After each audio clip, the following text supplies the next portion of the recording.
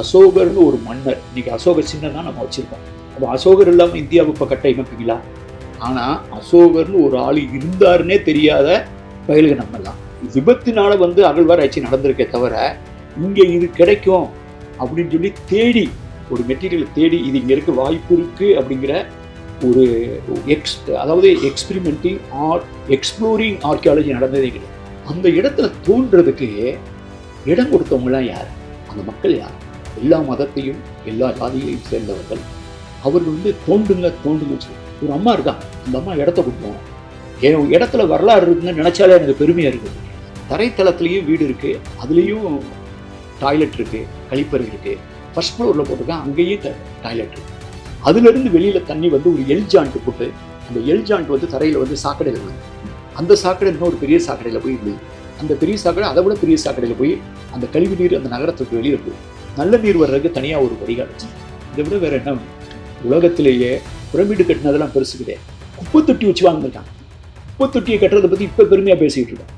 இப்போ 2024-25 குப்பை தொட்டி இருக்கு, கழிப்பறை வீட்டுக்கெல்லாம் கழிப்பறை போட்டு கழிப்பறையை பற்றி இப்போ பேசிக்கிட்டு இருக்கோம்.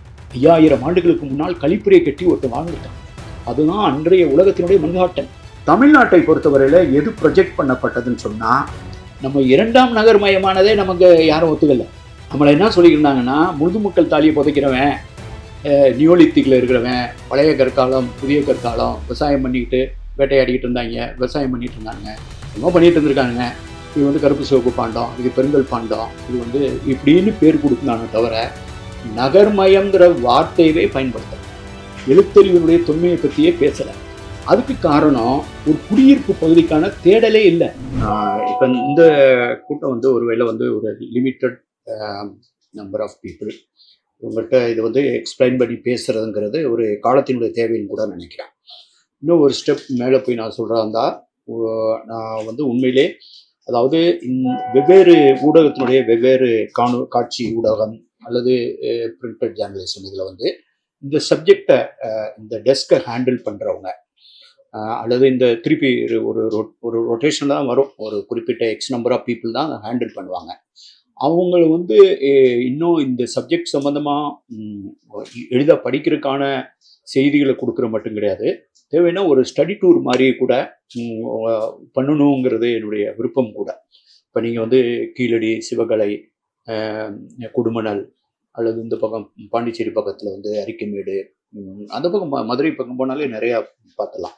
ஆதிச்சநல்லூர், சிவகலை, கீழடி, அழகன்குளம், இந்த சைடு போனால் குடுமணல், இதை பார்த்துட்டு வந்தாலே என்ன பேசுகிறாங்க அப்படிங்கிறது தெரிஞ்சிடும்.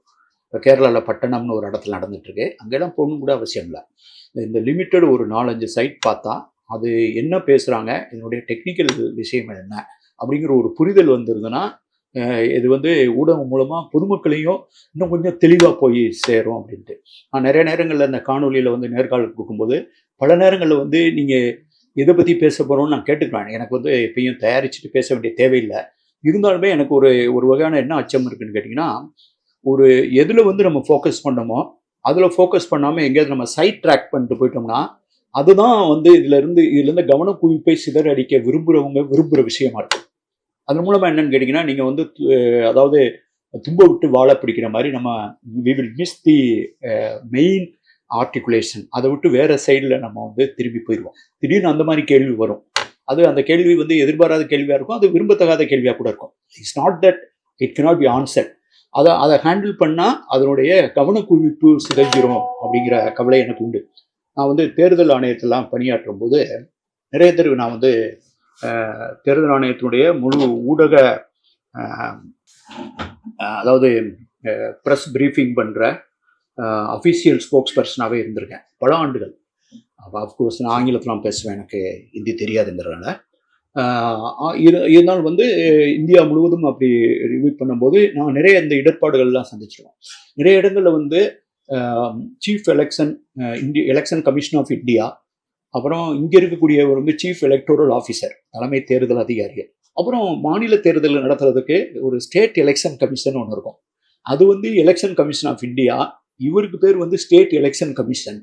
இங்கே இருக்கிற பிரதிநிதிக்கு பேர் சிஇஓ. இவர் எம்எல்ஏ தேர்தலையும் எம்பி தேர்தலையும் நடத்துவார், அவர் பஞ்சாயத்து தேர்தல், நகராட்சி தேர்தல் நடத்துவாங்க. நிறைய இடங்களில் அவர் எழுதும்போது இவரை எழுதிடுவாங்க, இவர் எழுதும்போது அவர் எழுதிடுவாங்க. அப்படி இப்போ பண்ணும்போது நிறைய கன்ஃபியூஷன் கிரியேட் ஆகும். நான் அது அந்த மாதிரி ஒரு முறை வந்து இதெல்லாம் விளக்கி சொல்றதுக்கே ஒரு முறை நாங்கள் வந்து ஒரு இன்ஃபார்மலாக பேசி எனக்கு நினைவு வருது. அது மாதிரி தான் இந்த சப்ஜெக்டை வந்து இப்படி பேசுறதே எனக்கு ஒரு மிகவும் தேவையான அப்படி தான் நான் நினைக்கிறேன். அது பேசுகிறப்ப நீங்கள் வந்து கேள்வி நீங்கள் கேட்கலாம், உங்களுடைய ஐயங்கள்லாம் கேட்கலாம். நம்ம இப்போ ஏன் கீழடியை பற்றி இப்போ நம்ம பேசிகிட்டு இருக்கோம்? இந்த கீழடியை பற்றி பேச்சு இப்போ ஏன் ரொம்ப அதிகமாக இருக்குது அப்படிங்கிறதுக்கு உங்களுக்கு எல்லாருக்குமே காரணம் தெரியும். அது வந்து கீழடி வந்து ஒரு ஒரு புரிதல்களை புரட்டி போட்ட இடம்.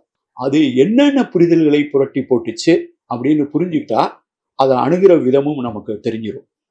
இதை வந்து நான் வந்து கீழடியிலேருந்து தொடங்காமல் நான் வந்து ஒரு இந்திய வரலாற்றினுடைய நீங்கள் வந்து கீழடியில் பார்க்குறத, சிவகலையில் பார்க்குறத, ஆதிச்சநல்லூரில் பார்க்குறத நீங்கள் வந்து ஒரு ஐசோலேட்டடாக ஒரு இங்கிருந்து தனியாக ஒரு தீவாக இயங்கக்கூடிய ஒரு சிறு செய்தி துணுக்காக பார்த்தோம்னா இதனுடைய தலையும் புரியாது, வாழும் புரியாது. இதை வந்து இந்திய துணைக்கண்டத்தினுடைய ஒட்டுமொத்த அல்லது தெற்காசியாவினுடைய ஒட்டுமொத்த வரலாற்றினுடைய ஒரு மிக முக்கியமான உரையாடல் அப்படின்னு எடுத்தீங்கன்னா நம்ம புரிதலே வேற மாதிரி இருக்கும். ஏன்னா நம்ம வந்து இதை புரிஞ்சுக்கிறதா எப்படி புரிஞ்சுக்கலாம்னா, சங்க இலக்கியத்துல வந்து நமக்கு வந்து நிறைய தரவுகள் இருக்கு, வெரிஃபையபிள் தரவுகள். திடீர்னு வந்து கப்பல் வருது, அந்த கப்பல்ல வந்து அது வரும்போது பொண்ணு கொண்டு வருது, கோல்டு பார், கோல்டு ஜுவல்லரி. பொண்ணோடு வந்து போகும்போது மிளகு மூட்டையில ஏத்திட்டு போகுது, பொண்ணோடு வந்து கரியோடு பெயரும் அப்படின்னு உண்டு. அப்புறம் வந்து நீரின் வந்த நிமிர்பறி புறவே, இங்க தமிழ்நாட்டில் வந்து குதிரை வந்து இறங்குது, அது நீர் வழியா வருது. இங்க தர வழியா வந்து நார்த் இந்தியாவில இருந்து உத்தரப்பிரதேச இருந்து வரல, அது அரேபிய சைட்ல இருந்து வருது. அப்ப கால் தருக்களம், கால்னா காற்று, காற்று தரக்கூடிய அதன் மூலமா தான், அந்த பருவ காற்றின் மூலமா, ட்ரேடு விண்டு மூலமா தான் இந்த இதெல்லாம் இயங்குது. சரி, இது இவங்களா கற்பனையா பேசிக்கிட்டு இருக்காங்களா அப்படின்னு சொன்னா, அங்க வந்து நம்ம தோன்ற இடத்துல வந்து ஒரு ரோம நாட்டை சேர்ந்த மட்பாண்ட வகையெல்லாம் கிடைக்குது. அது ஒரு வகையான பாண்ட வகை. அதுவும் பெரும்பாலும் வந்து மது ஜாடிகள், அது மதுவை கொண்டு வர்ற திராட்சை ரசத்தை கொண்டு வர்ற மது ஜாடிகள் பற்றி சங்க இலக்கியம் பேசுது. அப்போ இதில் போய் நம்ம பாண்டிச்சேரி பக்கத்தில் அரிக்கமேடில் தோணுனா அங்கே மது பானை கிடைக்குது. அது யவனர் தந்த வினைமான் நன்கலம் அப்படின்னு சங்க இலக்கியம் சொல்லுது. யவனர்னா யூரோப்பியன்ஸ், யவனர் கொண்டு வந்த வேலைப்பாடுகளோடு கூடிய ஒரு அருமையான கலம், அதில் ஊற்றி வச்சு கொடுத்தா இதாக இருக்கு, குளிர்ச்சி அப்படி இருக்கு அப்படின்னு ஒரு மேட்டுக்குடி ஒரு அரசரை பற்றி பேசும்போது அந்த வகையான வர்ணிப்பு வருது. இப்போ அரிக்கமேடில் கிடைச்சக்கூடிய அந்த பானையில உள்ள பகுதியில் என்ன இருக்கு அப்படின்னு ஆராய்ச்சி பண்றாங்க, அதாவது சயின்டிஸ்ட் ஆராய்ச்சி பண்றாங்க. அதுல வந்து ஒரு கோட், அந்த வந்து ஒரு திராட்சை மது போட்டிருந்ததுக்கான அந்த கோட் கெமிக்கல் மெட்டீரியல் கிடைக்குது. அந்த கெமிக்கல் மெட்டீரியலை அவங்க ஸ்டடி பண்ணி அந்த எங்க கிடைச்ச திராட்சை மது, இத்தாலியினுடைய ரோம் கிரேக்கத்தினுடைய எந்த பகுதியில் இருந்தக்கூடிய திராட்சை ரசம் கண்டுபிடிக்கிறாங்க. அது எந்த மன்னர் இருந்தபோது உலகத்துல அது ஃபேமஸா ஏற்றுமதி பண்றது, எந்த அகஸ்டஸ் எந்த மன்னர் இருந்தபோது இந்த பானை இங்கே வந்ததுன்னு கண்டுபிடிச்சு விஞ்ஞானிகள் சொல்றாங்க. அப்ப ஒரு இலக்கியம் அகழ்வாராய்ச்சி ஆகி ஒரு அறிவியலால் வந்து அந்த தரவுகளால் அது நிரூபிக்கப்படுது. அப்பதான் வந்து ஒரு 360 டிகிரி வருது. உசிரின்னு ஒரு இடம் இருக்கு, அதுல வந்து கப்பல்லாம் போயிட்டு வந்துட்டு இருக்கு. இப்ப கேரளாவில் பட்டணம்னு அந்த இடத்துக்கு போகும், கொச்சி பக்கத்துல. அது வந்து கடல் இருக்கும், அரபிக்கடல் வந்து அந்த கப்பல் வந்து நேராக வந்து நிற்காது. அது அங்கிருந்து ஒரு நதிக்குள்ள, அந்த நதி பகுதிக்குள்ள உள்ள வந்து நிற்கும். சங்க இலக்கியத்துல வந்து இதை வந்து கடல்ல ஓட்டிட்டு வர்ற ஒரு மாலுமி, அவனுக்கு கொஞ்சம் அந்த டெக்னிக் தெரிஞ்சாதான் அவன் அதனுடைய நாவாயெல்லாம் அந்த இதெல்லாம் அந்த அது பேர் என்ன, இந்த இது மாதிரி நட்டிருப்பாங்க பாய்மரம், அந்த பாய்மரங்களை சுருக்கி விரிக்கிறதுல அந்த டெக்னிக்ல வந்து அவன் திருப்பி இந்த நதிக்குள்ள ஓட்ட தெரிஞ்சதுக்கும் கடல்ல ஓட்ட தெரிஞ்சவனுக்கும் ரெண்டுக்கும் வித்தியாசம் இருக்கு, இது ரெண்டும் தெரிஞ்சவன் தான் அதுல போகணும், இல்லைன்னா தடுமாறுவான்னு அவ்வளவு டீட்டெயிலா எழுதுறான். அப்ப அதை வந்து இந்த முசிறிப்பட்டினத்துல வந்து ப்ரூவ் ஆகும். அப்ப அந்த முசிறிலேருந்து வியாபாரம் பண்ணவன் ஒருத்தன் வந்து அலெக்சாண்ட்ரியா அப்படின்னு, இப்ப இதெல்லாம் நடக்கு பார்த்தீங்களா, செங்கடல் பகுதியில, ஈஜிப்ட் இந்த பகுதியில் இருக்கக்கூடிய அலெக்சாண்ட்ரியாங்கிற ஒரு நகரத்துல இருந்த ஒரு ட்ரேடர், அவன் தான் ஃபைனான்சியர், அவனோட ஒரு ஒப்பந்தம் போடுறான், ட்ரைபார்டைட். இங்கிருந்து பொருளை அனுப்புறவன், அவன் அந்த பொருளை வாங்கி ஐரோப்பாவுக்கு அனுப்புறவன், இதுக்கு ரெண்டுக்கு நடுவில் ஒருத்தன் ஃபைனான்ஸ் பண்றான். இவன் திருப்பி கொடுக்காட்டினா என்ன ஆகும், இங்கிருந்து வண்டியில ஏற்றி கப்பல்ல ஏற்றுற அந்த ஏத்துக்கூலி இறக்குக்கூலி யாரு பேமெண்ட் பண்ணுவான், இவன் இந்த ஹோல்டிங் இந்த மணிக்கு எதுவும் வட்டி இருக்கா, அல்லது இங்கே போய் நேராக வந்து கப்பல் வந்து இப்போ இருக்கக்கூடிய ஹார்மூஸ் ஜலசந்தி இப்பெல்லாம் பிரச்சனையாக இருக்குல்ல, செங்கடல், சுயஸ் கால்வாய் இதெல்லாம் அந்த செங்கடெல்லாம் வர்றதுக்கு முன்னால் இங்கே மெட்டீரியல் வந்து அரேபியாவில் போய் இறங்கி ஒட்டகத்தில் ஏற்றுவாங்க. திருப்பி ஒட்டகத்தில் ஏற்றிட்டு போய் அந்த சைடு வந்து இன்னொரு கப்பலில் ஏற்றி தான் ஐரோப்பா போகும். அப்போ அந்த ஒட்டகத்தில் ஏற்றுறது இறக்குறது ஒட்டக வாடகை யார் கொடுப்பா?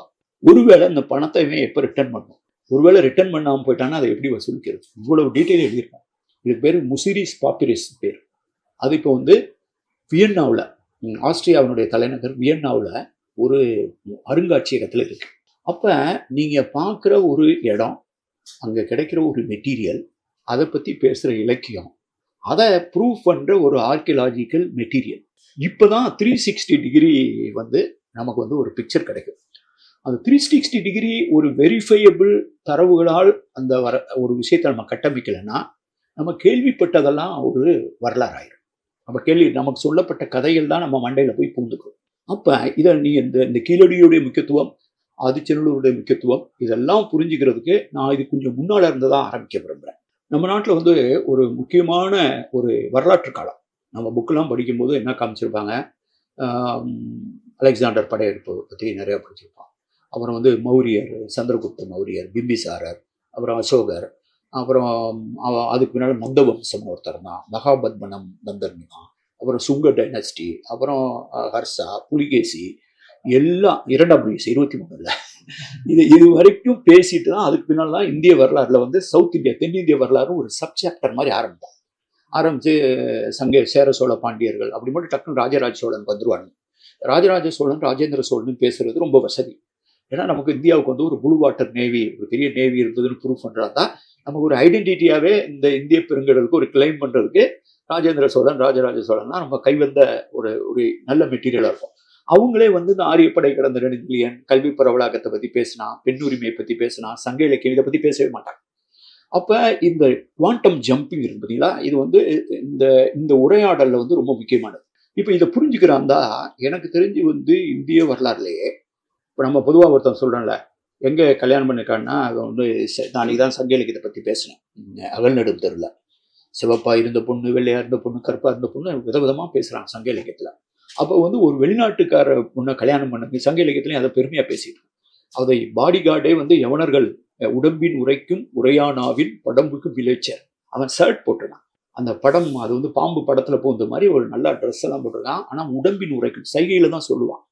ஆனால் உரையானாவு, அவன் சொல்றது ஒன்று, அவன் ஊமையாக இருக்கணும். இல்லைன்னா அவன் இந்த மொழியே புரியாத ஒரு ஆளை கொண்டு வந்து இறக்கி வச்சுப்பேன். அவனை யாரையும் வெளியாளோட கான்டாக்டே பண்ண விட மாட்டான். ஏன்னா ராஜா ரகசியத்தை ஏதாவது சொல்லி விட்டுருவான். அதனால அவன் வந்து உரையானாவு சைகையில தான் பேசுவான். அதான் சங்க இலக்கியத்தில் அப்படியே அவன் பாசறையில் கேம்பில் இந்த மாதிரி ஒரு ஃபாரின் பாடி கார்டு வச்சுதான், ஃபாரின் பெண்கள் வந்து மதுபானத்தை வந்து கொடுக்கறது, இந்த மாதிரி எல்லாம் விஷயங்கள்லாம் எழுதப்பட்டிருக்கு. இப்போ இப்படி இருக்கும்போது சந்திரகுப்த மௌரியர் அப்படிங்கிற ஒரு கேரக்டர் தான் செல்யூக்கஸ் நிக்கோட்டாரோட சண்டை போட்டு, செல்யூக்கஸ் நிக்கோட்டார் வந்து அவருக்கு பொண்ணை கல்யாணம் பண்ணி கொடுத்தார்.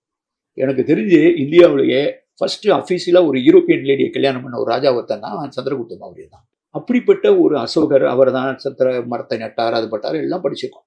ஆனால் அசோகர்னு ஒரு மன்னர் இந்த நாட்டில் வாழ்ந்தாருங்கிறதே ஜேம்ஸ் பிரின்சப் அப்படின்னு ஒரு ஐரோப்பிய ஒரு ஆய்வாளர் இங்கே வந்து இந்தியாவில் வந்து பணியாற்ற வந்தவர். அவர் ஆய்வு பண்ணி எல்லா இடத்துலையும் ஒரே மாதிரி இருக்கு இந்த எழுத்துக்கள்லாம் அப்படின்னு கண்டுபிடிச்சு, அது வந்து தேவனாம் பிரியதசின்னு சொல்கிற ஒரு புத்தனை பற்றி இருக்குன்னு சொல்லி அவர் தான் அசோகன்னு லிங்க் பண்ணி இந்தியாவில் எல்லா கிடைச்சிட்டையும், பட்னாவில் கிடைச்சது, இந்த குஜராத் மகாராஷ்டிரா கிடைச்சது, கர்நாடகாவில் கிடைச்சது வரையும் லிங்க் பண்ணி அவர் தான் அசோகர்னு கண்டுபிடிச்சு சொன்னவர் ஜேம்ஸ் பிரின்சப்.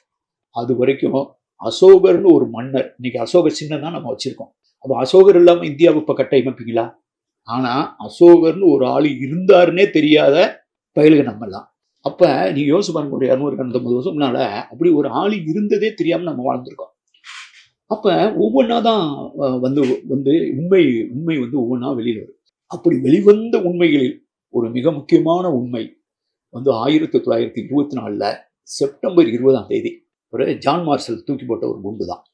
அந்த புத்தகத்தை பற்றி என்னுடைய ஜேர்னி ஆஃப் சிவிலைசேஷன், பண்பாட்டின் பயணத்தினுடைய முன்னுரையே, அந்த ப்ரீஃபேஸே நான் வந்து சிம்லாவில் போய் எழுதினேன். சிம்லாவில் போய் அந்த சிம்லாவுடைய காற்றை உள்வாங்கி அந்த மழை அன்னைக்கு தான் ஒரு ஸ்னோ, ஒரு பனியோடு கூடிய ஒரு மழை பெஞ்சது.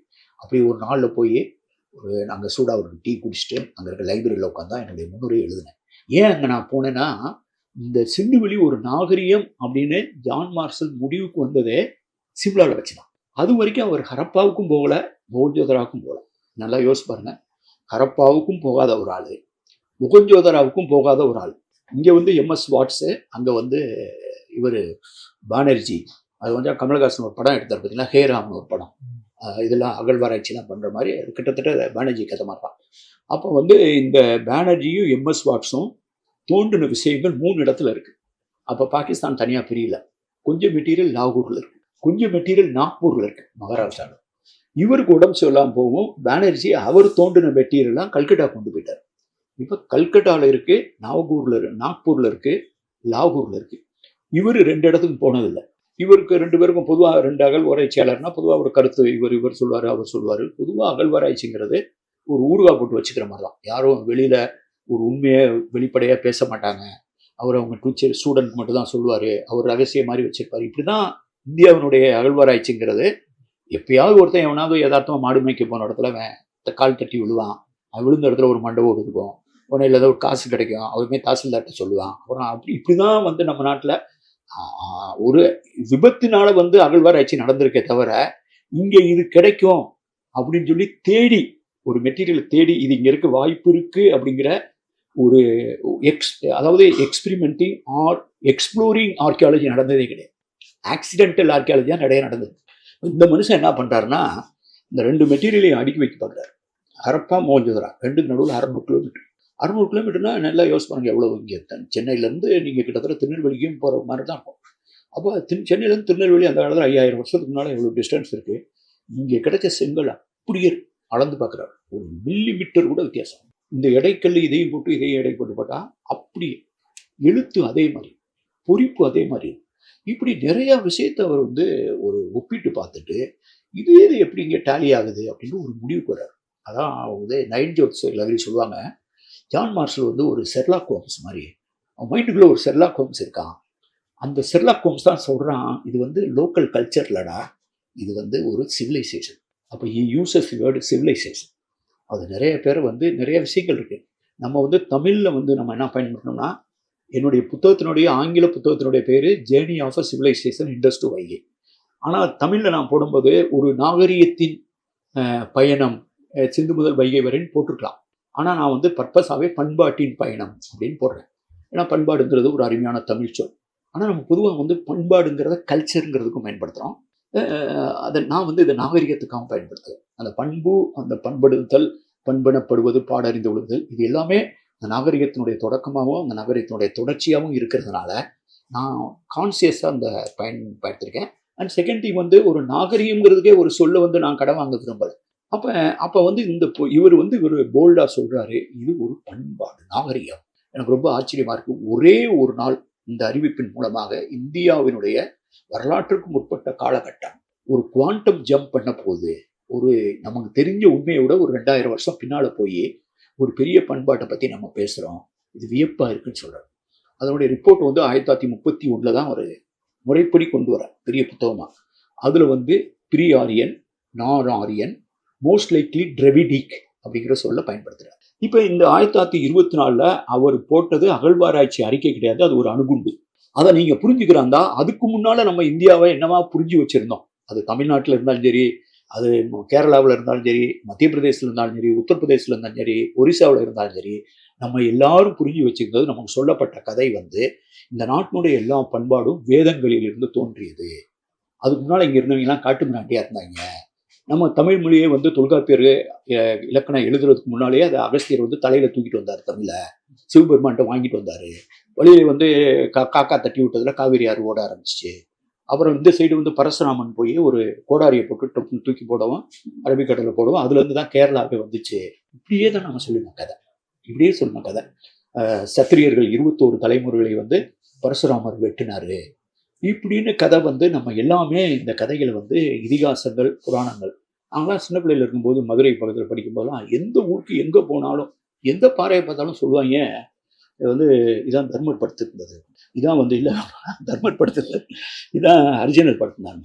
கொஞ்சம் அகலமாக கொஞ்சம் இதாக இருந்ததுன்னா, கொஞ்சம் குண்டாக கொஞ்சம் மாதிரி இடமா இருந்தால் இதான் பீமர் படுத்தினா. அது இருக்கிறதுலே ஒய்டாக இருக்கிறத பீமர் படுத்திருந்ததுமா. அவர் எந்த கடல் எந்த குளத்தை பார்த்தாலும் சீதை குடிச்ச குளம் தான். இது வந்து இங்கே கேட்கும்போது எங்களுக்கு அது புரியல. அப்புறம் திருப்பி நான் ஒரிசால வேலை பார்க்கும்போது அங்கேயும் இதே தான். இங்கே தான் சித குடிச்சதுமா, இங்கே தான் பண்டவர் படுத்திருந்தோம்மா. நீலகிரிக்கு போனால் அங்கே படுத்துட்டாரு, தோடர்கள் பகுதியில் போனேன். நம்ம நீலகிரியில் அங்கே போனாலும் அதான் சொல்கிறான். உத்தரப்பிரதேசம் சொல்கிறான், பலுச்சிஸ்தானில் இங்கே தான் படுத்தாங்க. அப்போ எத்தனை இடத்துல தான் தூங்கியிருப்பாங்க, எத்தனை இடத்துல போது நமக்கு வந்து ஒரு கன்ஃபியூஷன் ஆகும். அப்போ இது வந்து ஒரு புனைகதைக்கும் ஒரு வரலாறு. இப்போ இவர் வந்து என்ன சொல்கிறாரு, இவர் வந்து ஒரு புதிய உண்மையை சொல்கிறார். இந்த புதிய உண்மையை வந்து ஒரு 1924 நான் எதுக்காக இவ்வளவு நீளமா சொல்லிட்டு வரேன்னா, இந்த பின்னணி இல்லாம கீழடியை புரிஞ்சுக்கிறோம். கீழடியை வந்து ஒரு பின்னணியோட புரிஞ்சுக்கணும். திடீர்னு போய் கீழடியை பத்தி பேசக்கூடாது. இப்போ இவர் என்ன பண்றாரு, இவர் 1924 செப்டம்பர் 20 லண்டன்ல இருந்து இந்த இது வருது. அந்த அறிக்கை வந்து 1.5 மாசம் கூட கிடையாது. இது September 20, December first weekly, December dated by dateline modern ரிவ்யூன்னு ஒரு ஜேர்னல் கல்கட்டாவில் வருது. அதில் எஸ்கே சட்டர்ஜி அப்படின்னு ஒரு லிங்குவிஸ்ட், அவர் வங்காள மொழியறிஞர். அவர் வந்து 1960களில் கூட நம்ம சிதம்பரம் அண்ணாமலை பல்கலைக்கழகத்துக்கு வந்து கூட ஒரு 50ஸ்லேயோ 60ஸ்லேயோ வந்து ஒரு உரை நிகழ்த்தியிருக்கார்.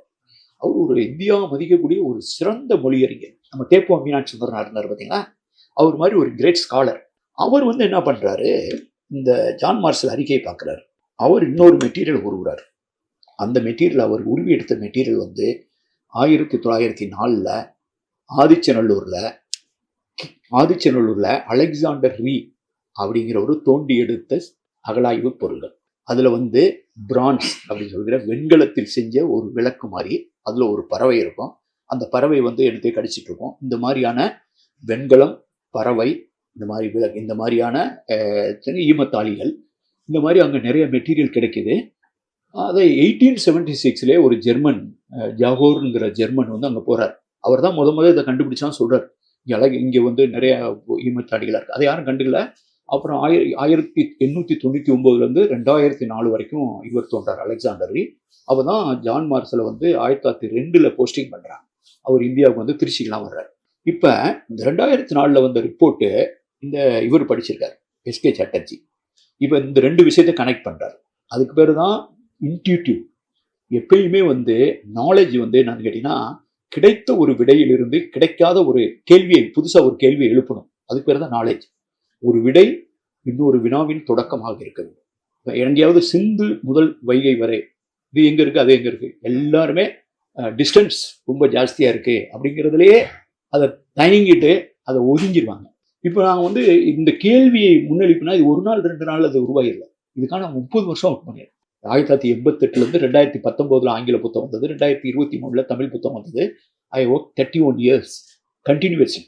என்னுடைய முழிச்சிருக்க நேரம்லாம் ஒன்று, நான் வேலை பார்த்ததும் வந்து ஒரு காமாசோமான இந்த மாதிரியான போஸ்டிங்கே கிடையாது.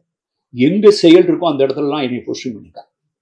எங்கே சவால் இருக்குன்னா, புயல் வந்தால் நான் அங்கே இருப்பேன் கலெக்டர், புயல் வந்ததுன்னா நான் தான் ஸ்பாட்டில் இருப்பேன், வெள்ளம் வந்தால் நான் தான் இருந்திருக்கேன், தேர்தல் வந்ததுன்னா தலைமை தேர்தல் ஆகிடுவேன், திருப்பி இந்தியாவுக்கு தேர்தல் நடத்தினா நான் துணை தேர்தல் ஆணையராக டெல்லிக்கு போயிருக்கேன், திருப்பி நக்சலைட்டு குண்டு வெடிச்சு தலைவர்லாம் இறந்து போயிட்டாங்கன்னா திருப்பி நான் சத்தீஸ்கரில் தேர்தல் நடத்துறதுக்கு நான் தான் போயிருக்கேன். உத்தரப்பிரதேசம் தான், காஷ்மீரில் 2 தடவை தேர்தல், 30 மாநில தேர்தல், 2 நாடாளுமன்ற தேர்தல், இந்தியா முழுவதும் நான் டிராவல் பண்ணிக்கிறேன். 15-16 மாவட்டங்கள் தவிர மீதி எல்லா இடத்துக்கும் போயிட்டு திருப்பி நிதித்துறை செயலாளராக இருக்கேன் ஒரிசாவில். இப்போ ஓய்வுக்கு பின்னாலே போய் திருப்பி 5 வருஷம் வேலை பார்த்து இப்போ தான் வந்திருக்கேன். 6 வருஷம் வேலை பார்த்து கடைசியாக செம்மொழி மாநாடு நடத்திட்டு வந்திருக்கேன் ஒரியாவுக்கு.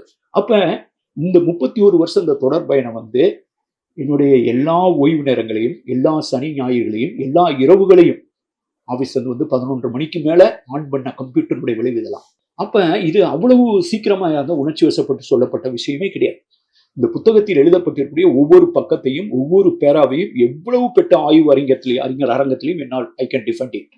என்னால் அதை டிஃபெண்ட் பண்ண முடியுங்கிறதா என்னுடைய ஸ்ட்ரென்த்தாக நான் நினைக்கிறேன். என்னால் டிஃபெண்ட் பண்ண முடியாத எதுலையுமே நான் இதை எதையுமே எழுதவே இல்லை, உணர்ச்சி வசப்பட்டு எழுதவே இல்லை. அதை ஒரு ப்ரொபோஸ். அப்போ நீங்கள் புரிஞ்சுக்கிறதுனா, இந்த மனுஷன் வந்து 1904 கண்டுபிடிச்சதை இந்த எஸ்கே சட்டர்ஜி பெங்காலி அவர் படிச்சிருக்காரு. இப்போ இன்னைக்கு நான் கேட்குவேன், இவர் எந்த ஊருக்காரரு, ஒரு மதுரைக்காரர் இப்படி தான் எப்பயுமே இப்படி தான் பேசுவாங்க, திருநெல்வேலிக்காரங்க இப்படி தான் பேசுவாங்க, அது இதுன்னு சொல்லலாம், தமிழர்கள் சொல்லலாம். அவர் யார்?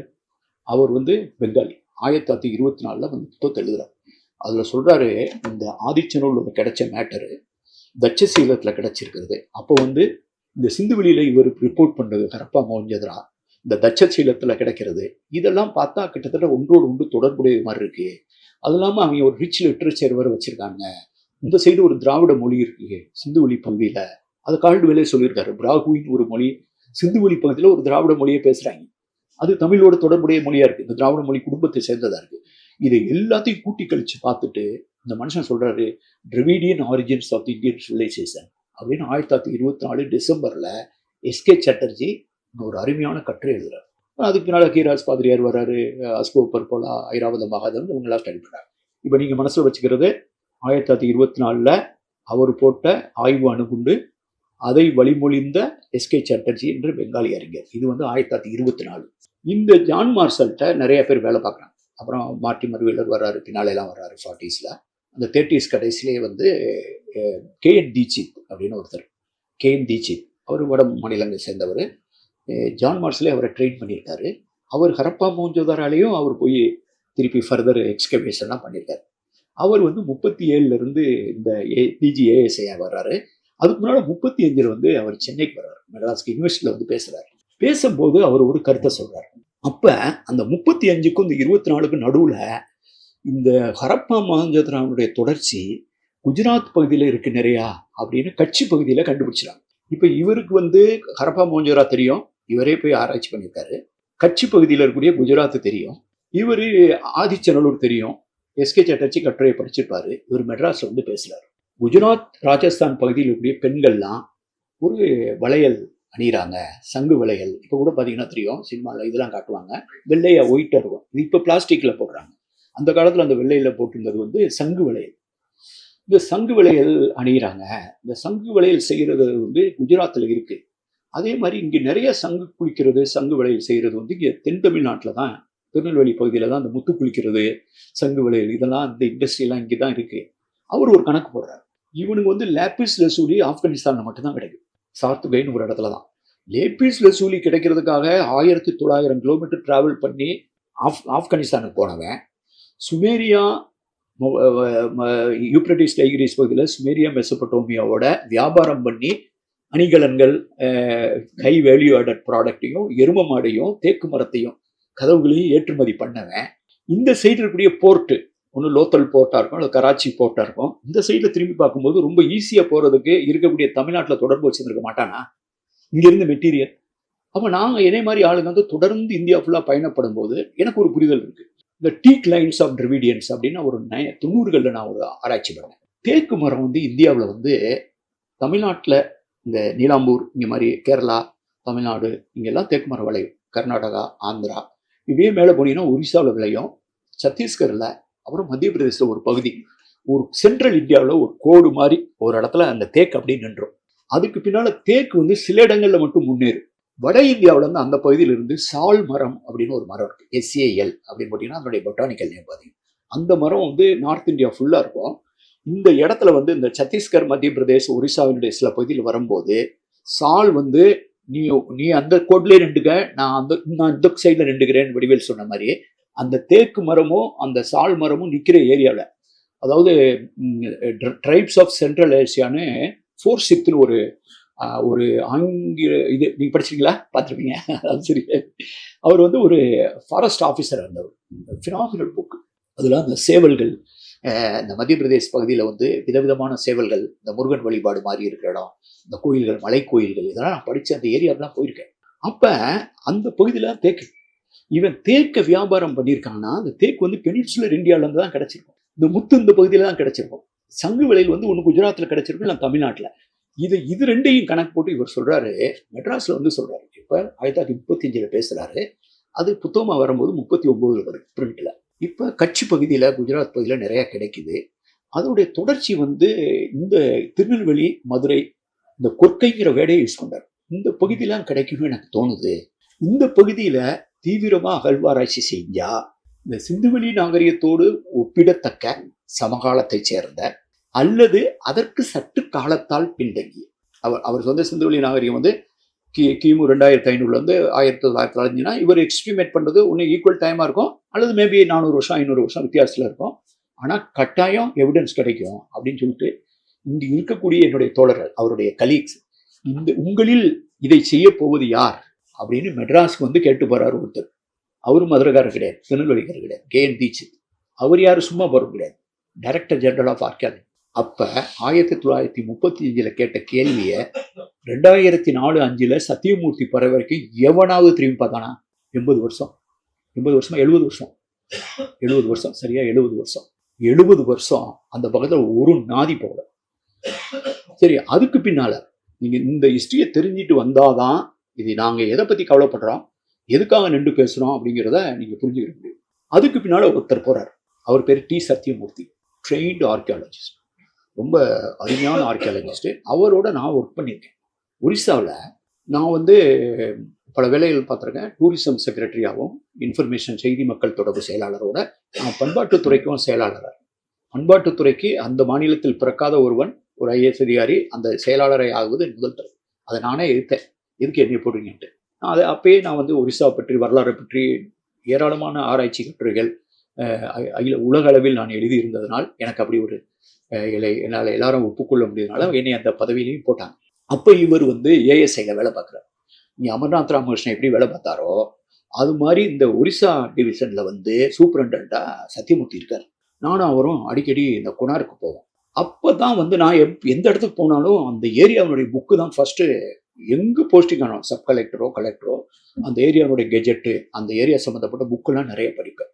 அப்போ இந்த கொனார்க்கை பற்றி நான் படித்து நிறைய ஆராய்ச்சியெல்லாம் பண்ணியிருக்கேன். கொனார்க்கை பற்றி நான் இந்திய அளவில் சர்வதேச அளவில் கட்டுரைகள்லாம் எழுதியிருக்கேன். அப்போ நானே இவரும் ட்ராவல் பண்ணும்போது நான் ரியலைஸ் பண்ணுறேன், இந்த ஜான் மார்ஷல் சேர்ந்ததுக்கு பின்னால் கர்சன் பிரபு இந்தியாவினுடைய வைஸ்ராயாக இருந்தபோது தான் ஜான் மார்ஷலை கொண்டு வர்றார். இந்த கர்சன் பிரபு தான் இந்த பழைய தொல்பழங்கால எச்சங்களை பாதுகாக்கணுங்கிறதுல அக்கறை காட்டுகிற ஒரு வைஸ்ராயா வர்றார்.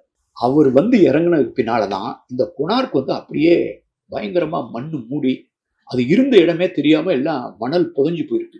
அந்த மணலெல்லாம் நோண்டிட்டு எல்லாம் அதை அவரெல்லாம் சுத்தம் பண்ணும்போது சிலர் சொல்கிறாங்க, இன்னும் ஃபர்தர் நம்ம எடுத்தோம்னா அது அப்படியே அந்த ஸ்ட்ரக்சரே சரிஞ்சு கீழே விழுந்துரும் போல இருக்கு அப்படின்னு சொல்லவும், சரி அப்படி விழுந்துடக்கூடாதுன்னு என்ன பண்ணுறாங்க, இந்த கோபுரம் மாதிரி இருக்கிறதுல உள்ளே மண்ணை போட்டு, இப்போ அந்த மண்ணு கீழே இறங்கிருச்சு, நாங்கள் ஸ்டடி பண்ணிட்டு இருக்கோம், அதை தோண்டினாலும் விழுகாது அல்லது சைடில் செட்டப் பண்ணலாம்ட்டு ஏஎஸ்ஐ மற்றவங்களாம் ஃப்ரெஞ்செலாம் ஸ்டடி பண்ணாங்க. உள்ள மண்ணை போட்டு நிரப்பி இந்த கொனார்க்கை ஒரு வெளி உலகத்துக்கு கொண்டு வராங்க. அது 1903 நான் அப்போ சத்தியமூர்த்தி அங்கே இருக்காரு, நான் டூரிசம் செக்ரட்டரியாக இருக்கேன். திடீர்னு மனசில் வருது, எதையும் கொண்டாடுறது எனக்கு ரொம்ப பிடிக்கும். அதாவது ஒரு 100 விழா வருது, ஒரு 50 வருது, ஒரு 80 வருது அப்படின்னு பழகிருக்கனால 100 ஆண்டா இது கொண்டாடப்பட்டிருக்கு, இந்த 100 ஆண்டை நம்ம கொண்டாடணும். சத்தியமூர்த்தியில் உட்காந்து பேசுகிறேன். நான் என்ன பிளான் பண்ணுறேன்னா, இந்த கொனார்க்கை அவ்வளவு அந்த நேரத்தில் அவ்வளவு எங்கள்கிட்ட பட்ஜெட் கிடையாது. இந்தியன் ஆயில் கார்பரேஷனோட அப்போ தான் நேஷனல் கல்ச்சுரல் ஃபண்டு போட்டிருந்தாங்க.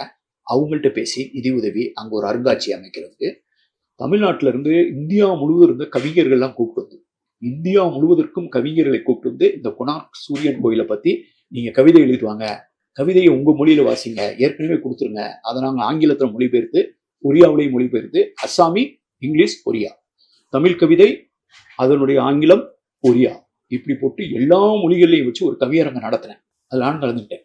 தமிழ்நாட்டிலேருந்து பழமலை அப்படின்னு ஒரு கவிஞர் கவிதையெல்லாம் வாசார். அப்போ தான் முத எனக்கு எழுத்தாளர் இந்திரனே பழக்கம், அவர் கூட வந்திருந்தார். இப்போ நாங்கள் இதை கொண்டாடுறோம். அப்போ கொண்டாடணும், அதன் மூலமாக எனக்கு டூரிசத்தை என்கரேஜ் பண்ணணும்னு சொல்லி நான் டெல்லியில் போய் பேசி ஒரு நினைவு ஸ்டாம்பு போடுறதுக்கு ஏற்பாடு பண்ணேன். கொனார்க் 100 இயர்ஸ்னு ஒரு ஸ்டாம்பு போடுறேன். கொனார்க் 100 ஆண்டு விழான்னு ஒரு கவிதை நடத்துகிறேன். சென்னைக்கு கவியரங்கு நடத்துகிறேன். இவ்வளவு செஞ்சுட்டு இருக்கும்போது நாங்கள் பேசிகிட்டு இருக்கோம், இவ்வளவு 100 வருஷம் ஆச்சுல அப்படின்னு. அவருடைய அடுத்த போஸ்டிங் சென்னைக்கு வர்றார். கரெக்டாக ஆதிச்சநல்லூர் தூண்டி 100 வருஷம் அப்படிங்கிறத அதை ரியலைஸ் பண்ணுறார். 1904 2004 அவர் திருப்பி இங்கே 2003 போஸ்டிங் ஆகிறாரு. இந்த 100 வருஷம் வந்தவுடனே அந்த கொனார்க் 100 வருஷத்துல இங்கே வர்றாரு. அவர் ஒரு அருமையான அகழ்வாராய்ச்சியாளர். அவர் போய் அங்கே தோன்றார். ஒரு எலும்பு கூட கிடைச்சது, புத்தகத்தில் போட்டிருப்பேன், ஸ்கெலிட்டன்ஸ் இன் தி ஆதிச்சநல்லூர் கப்போர்ட் அப்படின்னு எழுதியிருப்பேன். அது என்ன ஆச்சுன்னே தெரியல, தகவல் அறியும் சட்டத்தெல்லாம் கேட்டேன். இவர் போய் தோண்டி நிறைய கட்டுரையெல்லாம் எழுதுறாங்க. கட்டுரைலாம் எழுதி அந்த அறிக்கை, அவர் ஓய்வு பெறாரு, அறிக்கை வெளியவே வரல. 2015 ஆகுது, 16 ஆகுது, ஒருத்தர் போய் வழக்கு போடுறாரு. முத்தாளங்குறிச்சி காமராஜன் ஒருத்தர் எழுத்தாளர், அவர் அந்த ஏரியாக்காரரு கேஸ் போடுறாரு. மதுரை கோர்ட்டுக்கு வருது. 2018-19 தீர்ப்பு வழங்குறாங்க. 2020 அந்த ரிப்போர்ட்டை படிச்சு பாருங்க, அதில் சத்தியமூர்த்தி பேர் கூட இருக்காது. அப்போ அந்த பதவியை வகித்தவங்களுடைய பேர், அவங்க பேரை போட்டு இவரை அவர் போடு. இதுக்கு முன்னால இந்த 2004 வந்த இந்த தன்னுடைய ஆராய்ச்சியை பத்தி 2009 சத்தியமூர்த்தி எழுதுறாரு. அதை நான் வாசிச்சேன். அப்பதான் நம்ம கீழடியை வந்து நீங்க நான் என்ன பிளான் திங்க் பண்றேன்னா, நீங்க செலக்ட் பண்ணீங்கன்னா ஒரு எத்தனை X number of people deal with the archaeology as டெஸ்க்ல இருக்கவங்க நம்ம வந்து கீழடி, சிவகலை இந்த மாதிரி ஒரு ஸ்டடி டூர் நம்ம ஏற்பாடு பண்ணலாம். அப்போ அப்படின்னா நீங்கள் ஸ்பாட்லையும் பார்த்தீங்கன்னா உங்களுக்கு இப்போ நான் வந்து எழுதுறேன்.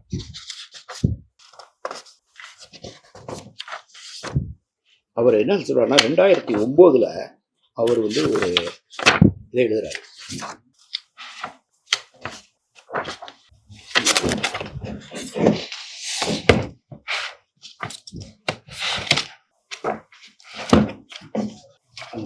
அது better to read from his own writing.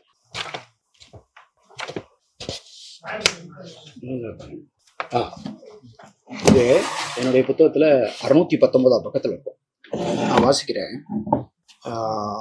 இந்த அகழாய்வு நடைபெற்று 15 ஆண்டுகளுக்கு பின்னரும் அதன் முழுமையான அறிக்கை வெளியிடப்படவில்லை. இது நான் சொல்றது ஆதிச்சநல்லூர், கீழடிக்கு நம்ம அல்ல. இறுதியாக தூத்துக்குடியைச் சேர்ந்த சமூக ஆர்வலர் முத்தாளங்குறிச்சி காமராஜ் என்பவர் சென்னை உயர்நீதிமன்ற மதுரை கிளையில் வழக்கு தொடர்ந்த பின்னரே உயர்நீதிமன்றத்தின் ஆணையின்படி 2004, 2005 ஆண்டுகளில் கிடைத்த தடயங்கள் கரிம ஆய்வுக்கு அனுப்பப்பட்டன. ஆதிச்சநல்லூர்ல கிடைச்சதை கார்பன் டேட்டிக்கு அனுப்பணும்னே கோர்ட்டு சொல்ல வேண்டியிருக்கு.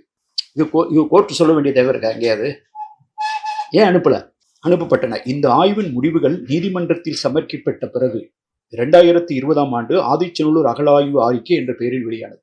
அதில் ஒரு பேர் கூட தோன்றினார் இருக்கு, அந்த அறிக்கையை அவர் பேரில் தயாரிக்கிறார். இந்த நிகழ்வுகளை ஒட்டுமொத்தமாக பார்த்தால் தென்னிந்தியாவில் அகழ்வாய்வு முயற்சிகள் அவ்வளவு முனைப்போடும் தீவிரமாகவும் செயல்படுத்தப்படவில்லை என்று தோன்றுகிறது. நான் எழுதுறேன். சிந்துவெளி முதல் தாமிரபரணி வென்றே ஒரு ஆங்கில கட்டுரை எழுதுறாரு. யாரு? சத்தியமூர்த்தி எழுதுறாரு. இண்டஸ் டு தாமிரபரணி, சிந்துவெளி முதல் தாமிரபரணி வரை என்ற ஆங்கில கட்டுரையில் அகழ்வாய்வாளர் சத்தியமூர்த்தி பின்வருமாறு குறிப்பிடுகிறார். 2009 அவருடைய புத்தகத்தில் 240. இந்திய விடுதலைக்கு பின் வட மாநிலங்களில் நடந்த தொல்லியல் கள ஆய்வுகளை ஒப்பிடும்போது தென்னிந்தியாவில் நடைபெற்ற அகழாய்வுகள் குறைவே. தென்பகுதிகளில் நடந்த அகழாய்வுகள் அதன் இரும்பு கால பண்பாட்டின் தோற்றத்தை கண்டறிவதிலும் அதன் விளைவுகளை ஆவணப்படுத்துவதிலும் தான் கவனம் செலுத்தின. தென்னிந்திய அகழாய்வு தடங்களில் இரும்பு, செம்பு உபயோகப் பொருட்கள் ஒரே நிலையில் கிடைப்பது. யோசிச்சு பாருங்க. அண்மையில் வந்து இரும்பின் தொன்மை பற்றி ஒரு அறிக்கை வந்திருக்கு. ஆதிச்சநல்லூர்ல செம்பும் கிடைக்குது, இரும்பும் கிடைக்குது. கீழடியில செம்பும் கிடைக்குது, இரும்பும் கிடைக்குது. ஒரே நிலையில் கிடைப்பது 2 வெவ்வேறு உலோக காலங்களில் கால நிரல் வரிசையை தெளிவாக கண்டறியும் முயற்சியை சிக்கலுக்குரியது ஆக்குகிறது. இப்ப இந்த சிக்கல் விரிவடைஞ்சிட்டு இருக்கு. இது 2009 வந்து இந்த வித்தியாசம் நம்ம வந்து தெரிய அதிகமா தோன்றதில்லை அப்படிங்கிறத அவர் சுட்டி காட்டுறாரு. இப்போ நான் வந்து உங்களுக்கு வந்து ஜான் மார்ஷல் சொல்லிட்டேன், KN தீட்சித் சொல்லிட்டேன், SK சட்டர்ஜி சொல்லிட்டேன், சத்தியமூர்த்தி தோன்றினதையும் சொல்லிட்டேன், அப்புறம் அந்த ரிசல்ட் வரலைங்கிறதையும் சொன்னேன். அது எப்படி வந்துச்சு? இந்த பின்னணியில தான் 2013-14 இந்த மதுரை பகுதியில் வந்து ஒரு என்னன்னு கேட்டிங்கன்னா, எல்லா இடங்கள்லையும் தமிழ்நாடு முழுவதுமே தொல்லியல் அகழாய்வுக்கான நிறைய தடயங்கள் இருக்கு. நீங்கள் தருமபுரி, கிருஷ்ணகிரி பக்கம் போனீங்கன்னா நிறைய நடுகள், இந்த மாதிரி அதியமான், இந்த மாதிரி பெருவெளி, இந்த மாதிரி விஷயங்கள்லாம் கிடைக்கும். செங்கம் பகுதி, அப்புறம் இடைக்காலதெல்லாம் நிறையா இருக்கும். ரொம்ப வந்து இந்த ப்ரீ ஹிஸ்டாரிக் அப்படின்னு வரும்போது இதனுடைய கான்சன்ட்ரேஷன் வந்து மதுரை சுற்றி இந்த தேனி, இந்த வருசநாடு, இந்த மதுரை பகுதியில் ரொம்ப அதிகமாக இருக்கும். இதை பற்றி நிறைய பேர் ஸ்டடி பண்ணியிருக்காங்க. KN ராமச்சந்திரன், இப்போ அது போன நூற்றாண்டிலே. அப்புறம் ராஜன் நிறைய அந்த பகுதியை பற்றி ரொம்ப ஸ்டடி பண்ணியிருக்காங்க. நிறைய விஷயங்கள் ஐராவத மகாதேவன் ஸ்டடி பண்ணியிருக்காரு. அந்த பகுதியுடைய பாறைகள், நம்ம சங்க இலக்கியத்தில் எழுதுகிற சில விஷயங்கள் வந்து அப்படியே பாறையில் எழுதியிருக்கும் தமிழில். மதிரை, நெடுஞ்செழியன், அந்துவன்கிற பேர் சங்க இலக்கியத்தில் வரும், பாறையிலையும் எழுதப்பட்டிருக்கும். இது மாதிரி சங்க இலக்கியத்தில் எழுதின பேர் வந்து கற்பனை இல்லை அப்படின்னு சொல்றதுக்கு பாறையில் இருக்கு. அது எழுதப்பட்ட எழுத்து வந்து தமிழ் எழுத்துங்கிறனால அந்த தமிழ் எழுத்தினுடைய வயசு என்ன, இப்படி இது ஒரு கோணத்துல. அப்ப சுத்தி பார்க்கும்போது இந்த வைகை நதி அப்படிங்கிறது ஒரு முக்கியமானதா வெளியில வரும். இந்த மதுரை அப்படிங்கிறது ஒரு நகரம் இருக்கு. இந்த மதுரையில் இருக்கவங்க வந்து completely engage with their past. அவன் வந்து நாங்கள் தான் தமிழை வளர்த்தோம், 3 சங்கம் இங்கே தான் இருந்தது, முதல் சங்கம் தென்மதுரையில் இருந்தது, அப்புறம் 2ஆம் சங்கம் கபாடபுரத்துக்கு வந்தது, 3ஆவது சங்கம் தான் இந்த மதுரைக்கு வந்தது அப்படிங்கிறான். அப்போ இந்த நான்மாட கூடலையே வந்து தமிழ் கூடல், தமிழ் மொழியான நகர் அப்படின்னு சங்க இலக்கியம் சொல்லுது. தமிழோடு தொடர்புபடுது. ஒரு நதியை வந்து ஒரு மொழியோட தொடர்புபடுது. தமிழ் வையை கண்ணம் புனல் தமிழ் வையை அப்படின்னே கூப்பிடுது. இந்த பெருமை வந்து வேற எந்த நதிக்கும் இல்லை. அப்ப தமிழ் மொழியோடு தொடர்புபடுத்துகிற ஒரு நதி, தமிழ் மொழியோடு தொடர்புபடுத்தப்படுகிற ஒரு நகரம், தமிழ் மொழியோடு தொடர்புபடுத்துகிற ஒரு அரச அரச மரபு ஆண்ட இடம் பாண்டிய மனுஷன். இப்ப இந்த 3 சேர்ற இடத்துல வந்து ஆளுங்கெல்லாம் போய் தேடுறாங்க. ஏதாவது என்னடா மதுரைங்கிறாங்க, மதுரையில என்ன கிடைக்கும்? அப்ப சங்க இலக்கியம் சொல்ற மெட்டீரியல்லாம் இருக்கு. திருப்பரங்குன்றத்தை பத்தி பேசுது, மதுரையை பத்தி பேசுது, வைகை நதியை பத்தி பேசுது. அப்புறம் கண்ணகி திடீர்னு வந்து பூம்புகார்ல வந்து இங்க வந்து எல்லாத்தையும் எரிச்சிட்டு போயிருக்கா, அப்புறம் திருப்பி வஞ்சிக்கு போயிருக்கா அப்படின்னு திடீர்னு போய் ராமசாமி இவரெல்லாம் நாகசாமிலாம் போய் கோவலன் போட்டல்ங்கிற இடத்துல தேடினாங்க. பழங்கானத்துக்கு பக்கத்துல, மதுரையிலேருந்து யாருன்னு தெரியும், பசுமலை பக்கத்துல பழங்கானத்துல கோவலன் போட்டல்னு ஒரு ஏரியாவில் போய் தோண்டிட்டு அப்படிலாம் ஒன்றும் இல்லை அப்படின்ட்டு போயிட்டாங்க. நிறைய பேர் அப்படிலாம் ஒன்றும் இல்லை, அப்படி இல்லாமல் ஒன்றும் இல்லைன்னு போய் கிட்டத்தட்ட தமிழ்நாடு அகழ்வாராய்ச்சி ஒரு மாதிரி ஊத்தி மூணு மாதிரி தான் நிறைய தோணுனாங்க. ஆனால் ஒரு லார்ஜர் நேரேட்டிவே இல்லை. இப்போது இவர் வந்து வட இந்தியாவிலாம் வேலை பார்த்துட்டு அமர்நாத் ராமகிருஷ்ணன் வந்து இவருடைய டீம் ஒரு பேசிக் ஸ்டடி பண்றாங்க. எங்கெங்கெல்லாம் தோன்றதுக்கு வாய்ப்பு இருக்குன்னு அவங்க தோண்டும் போதே ஒரு நோக்கத்தோட தோன்றாங்க. அது வரைக்கும் தமிழ்நாட்டில் தோண்டப்பட்ட இடங்கள் எல்லாம் பெரும்பாலும் புதைவிடங்கள், அதாவது பரியல் சைட், ஆளுங்களை புதைச்ச இடம். நீங்க போனீங்கன்னா இந்த சைடு போனீங்கன்னா நொய்யல் ஆற்றங்கரையெல்லாம் போனீங்கன்னா காங்கேயம் பகுதியில் போனீங்கன்னா அதாவது பாண்டவன் குழிம்பாங்க, சில இடங்களில் ஆண்டவன் குழி, பாண்டவன் குழிம்பாங்க, நடுகள், அப்புறம் இந்த மாதிரி இந்த பதுக்கை கற்கள், அப்புறம் வந்து சங்க இலக்கியத்தில் மணிமேகலையிலலாம் வரும் தாளியர் கவிப்போர், அப்புறம் முதுமக்கள் தாலியை பற்றி சங்க இலக்கியத்திலே 2 இடத்துல வரும். இப்போ சங்க இலக்கியம் வந்து முதுமக்கள் தாலியை பேசுது. இவனுங்க தோண்டின இடமெல்லாம் வந்து பெரும்பாலும் புதைவிடங்களே தேண்டிட்டு ஒரு முதுமக்கள் தாலி கருப்பு சிவப்பு பாண்டமாக இருக்குது, உள்ளே வச்சு புதைச்சிருக்காங்க. அதில் வந்து நெல் இதெல்லாம் இருக்குது, அப்புறம் சின்ன சின்ன விளக்கெல்லாம் இருக்குது, அதெல்லாம் இருக்குது. அதில் என்ன இருக்குன்ட்டு இதையே ஸ்டடி பண்ணிட்டு தென்னிந்தியாவினுடைய அகழ்வாராய்ச்சினாலே மெகாலித்திக் பாட்டரி, கருப்பு சிவப்பு பாண்டமாக இருக்கும், அது முதுகல் மக்கள் தாலியோட தொடர்புடையதாக இருக்கும். அதுக்கு பேர் பெருங்கல் பாண்டம், ஆங்கிலத்தை சொல்லதான் மெகாலித்திக் பாட்டரி. உலோக வரிசையில் இது இரும்பு காலத்தை சேர்ந்தது. அப்போ இரும்பு காலம், கருப்பு சிவப்பு பாண்டம், பெருங்கல் பாண்டம், இந்த 3ஐயும் முடிச்சு போட்டு மூட்டை கட்டி தூக்கி வச்சாங்க. அப்போ அதுக்கு மேலே யாருமே திங்க் பண்ணல. இப்போ இவர் வந்து என்ன பண்றாருன்னா, இவ்வளவு பேர் புதைச்சிருக்காங்க, சுத்தி புதைச்சிருக்காங்க, இவங்க எல்லாம் எங்கடா வாழ்ந்தாங்க? வாழ்ந்தவனை தானே புதைச்சிருப்பான். அவன் வாழ்ந்ததற்கான ஆதாரம் அப்படின்னா மதுரை மாதிரி ஒரு நகரத்தை போய் தோண்ட முடியாது. ஏன்னா மதுரை வந்து ஒரு 2000 வருஷமா தொடர்ந்து இருக்கிறதா வச்சுக்கிடுவான். அப்போ ஒரு வீட்டை இடிச்சு ஒரு வீடு மேலே கட்டியிருப்பான், வீடு மேலே வீடு கட்டியிருப்பான், வீடு மேலே வீடு கட்டியிருப்பான், தெரு மேலே தெரு கட்டியிருப்பான், புதுசா தெருவை உருவாக்கி இருப்பானே தவிர அதுக்கான அடையாளத்தை நீங்க போய் திடீர்னு போய் தேடி 2500 வருஷத்துக்கு முன்னால நீங்க கீழமாசி வீதியில இந்த இடத்துல இருக்குன்னு நீங்க ப்ரூவ் பண்ண முடியாது. அப்ப நீங்க அது சைட்ல இந்த சப்பர்பன்ல தான் பார்க்கணும். இவர் இப்படியே தேடிட்டு வரும்போது 293 இடத்தை ஐடென்டிஃபை பண்றாங்க. மேப்ல நான் புக்ல போட்டிருக்கேன். 293 இடம் லிஸ்ட் மட்டும். அங்க போய் இந்த கீழடி அப்படிங்கிறத இவர் செலக்ட் பண்றாரு. இந்த கீழடின்னு அமர்நாத் ராமகிருஷ்ணன் செலக்ட் பண்றதுக்கு முன்னால பாலசுப்ரமணியம் ஒரு பள்ளிக்கூட ஆசிரியரை பற்றி சொல்றேன். நீங்களாம் நான் வந்து உங்களுக்கு ஐ வாஸ் அ ஜேர்னலிஸ்ட், நான் ஐஏஎஸ் போகிறதுனால நான் ஒரு பத்திரிகையாளர். 4 ஆண்டுகள் ஐ வாஸ் இன் டெஸ்க், நான் ஹேண்டில் பண்ணிக்கிறேன் நிறைய ஸ்பெசிஃபிக் மேட்டர், இலங்கை தமிழர் மேட்டர், ஃபாக்லாண்ட் வார், இங்கிலாந்துக்கும் அர்ஜென்டினாவுக்கு நடந்த சண்டை, இந்த மாதிரி நிறைய ஸ்பெசிஃபிக் ஐட்டம்ஸ்லாம், இந்த ரீகன் சுட்டு வீழ்த்தப்பட்டது, இதில் ஆப்ரேஷன் ப்ளூ ஸ்டார் இதில் நடந்தது பாருங்கள், அமிர்தசரஸில் நடந்தது, இந்த மாதிரி நிறையான விஷயங்கள் ஸ்பெசிஃபிக் டெஸ்க்கே நான் டீல் பண்ணியிருக்கேன். அப்போ இப்போ வந்து நீங்கள் இது வந்து இதில் ஒவ்வொன்றிலையும் ஒரு செய்தி இருக்குதா நான் பார்க்குறேன். இப்போ எங்கேயாவது ஒரு இடத்துல இப்போ நீங்கள் போய் ஜஸ்ட் கூகுள் பண்ணி பாருங்கள், இந்த ராக்கிகடி, இந்த ராஜஸ்தானில் இந்த சினோலி, அப்புறம் இண்டஸ் சைட்டுன்னு இவங்க சொல்கிற இடத்துல இவங்க தோண்டி பார்க்கணுங்கிறாங்க. மக்கள் போயா நீ போயா தோண்டியாவது பார்க்குறாது, அது பாருது, நாங்களே இங்கே குடியிருந்துட்டு இருக்கோம், அப்படிலாம் ஒன்றும் இல்லைன்னு விரட்டுறான். இவன் தோண்டணுங்கிறான், காசு பணம் இருக்குது, கோடிக்கணக்கில் இருக்குது, கொட்டி தோண்டலாம் பார்க்குறான், இருக்கவே விட மாட்டான். இங்கே கீழடியில் என்னன்னு கேட்டிங்கன்னா, ஒரு பள்ளிக்கூட ஆசிரியர் 1976 வயலுகள்லாம் வந்து ஏரியாவில் இந்த இடத்துல கிடச்சது, பானை சில்லு கழிச்சது, காசு கிடச்சிக்கிச்சு வந்து இவர் அதை வாங்கிட்டு வந்து ஸ்கூலில் காட்டுறாரு பிள்ளைங்கன்ட்டு. எல்லாத்தையும் காமிச்சிட்டு அங்கேயே ஸ்கூல்லேயே வச்சுறாரு. இவங்க 76க்கு பின்னால் 2013-14 போய் அவரை லொக்கேட் பண்ணி கேட்கும்போது அவர் வந்து இதை கிடைச்சும் போது அந்த ஏரியாவில் தென்னந்தோப்பே இல்லை. அதுக்கு பின்னால் தான் இந்த தென்னந்தோப்பெல்லாம் நட்டு, தென்னந்தோப்பு என்ன 15 வருஷம் 10 வருஷத்துல வந்துடும்ல, 20-30 வருஷத்துல தென்னை மரமே எல்லாம், தென்னை மரம் வந்து அடையாளமே எந்த இடத்துல இது கிடைச்சதுன்னு கூட அவரால் சொல்ல முடியல. இவரை கூட்டு போய் தேடுறாங்க. இந்த வடக்கு மேல புஞ்சை திடல், அந்த அகரம் கொந்தகை, இந்த இடம்லாம் இருக்கு, பள்ளிச்சந்தை திடல், பள்ளிச்சந்தை திடல், இதெல்லாம் அங்கே போய் இந்த பாலசுப்ரமணியன் தான் முதல்ல கொண்டு வர்றாரு. நான் போயிருந்தப்ப இதுதான் ஸ்டோரி. அந்த இடத்துல தோன்றதுக்கு இடம் கொடுத்தவங்களாம் யார்? அந்த மக்கள் யார்? எல்லா மதத்தையும் எல்லா ஜாதிகளையும் சேர்ந்தவர்கள். அவர்கள் வந்து தோண்டுங்க தோண்டுங்கன்னு சொல்றாங்க. நான் ஒரு முறை போயிருந்தப்ப இவங்க தோண்டிட்டு வர்றாங்க. தமிழ்நாடு அரசு கையில் எடுத்துருச்சு. இப்போ தோண்டிட்டு அடுத்து தோண்டி முன்னேறி போகும்போது இந்த பைப் இந்த மாதிரி இந்த வாய்க்கால் மாதிரி வடிகால் மாதிரி இருக்கிறது இந்த ஒரு திசையை நோக்கி போகுது. இவர் வந்து ஒருத்தர் நோட்டம் பண்ணிக்கிட்டே இருக்காரு. அந்த ஏரியாவோட விவசாயி வந்து பார்த்துக்கிட்டே இருக்காரு. எங்க தோண்டுது, இது நம்ம ஏரியாவில் தான் வரப்போகுது அப்படின்னு சொன்னோன்னே அவர் பயப்படணும்ல, நம்ம ஏரியாவில் வந்து தோண்டிடுவாங்களோ அப்படின்ட்டு. அவர் வந்து அந்த வருஷம் விவசாயம் பண்ணாமல், ஒருவேளை நம்ம விவசாயம் பண்ணி இவ்வளோ நாள் தெரியாமல் விவசாயம் பண்ணோம், என்னத்தையாவது அதை கெடுத்து விட்ருவோமோ அப்படின்ட்டு நான் போகிறேன் என்று சொல்லி என்னை பரிந்துரைக்க சொல்கிறார். சார் நீங்கள் கவர்மெண்ட்டில் சொல்லுங்கள் சார், என்னுடைய இந்த இது வந்து கண்டினியூவாக என் இதில் தான் சார் வரப்போகுது. நான் வந்து இந்த தடவை விவசாயமே பண்ணல. இங்கே தோண்டினாங்கன்னா எனக்கு ஒன்றும் தர வேணாம் சார், எனக்கு இங்கே தோண்டினாங்கன்னா உண்மை கிடைக்கும் சார். எனக்கு ஆச்சரியமா இருந்துச்சு. தோண்ட சொல்லி நான் விவசாயம் பண்ணுறீங்க, தோண்ட சொல்லி.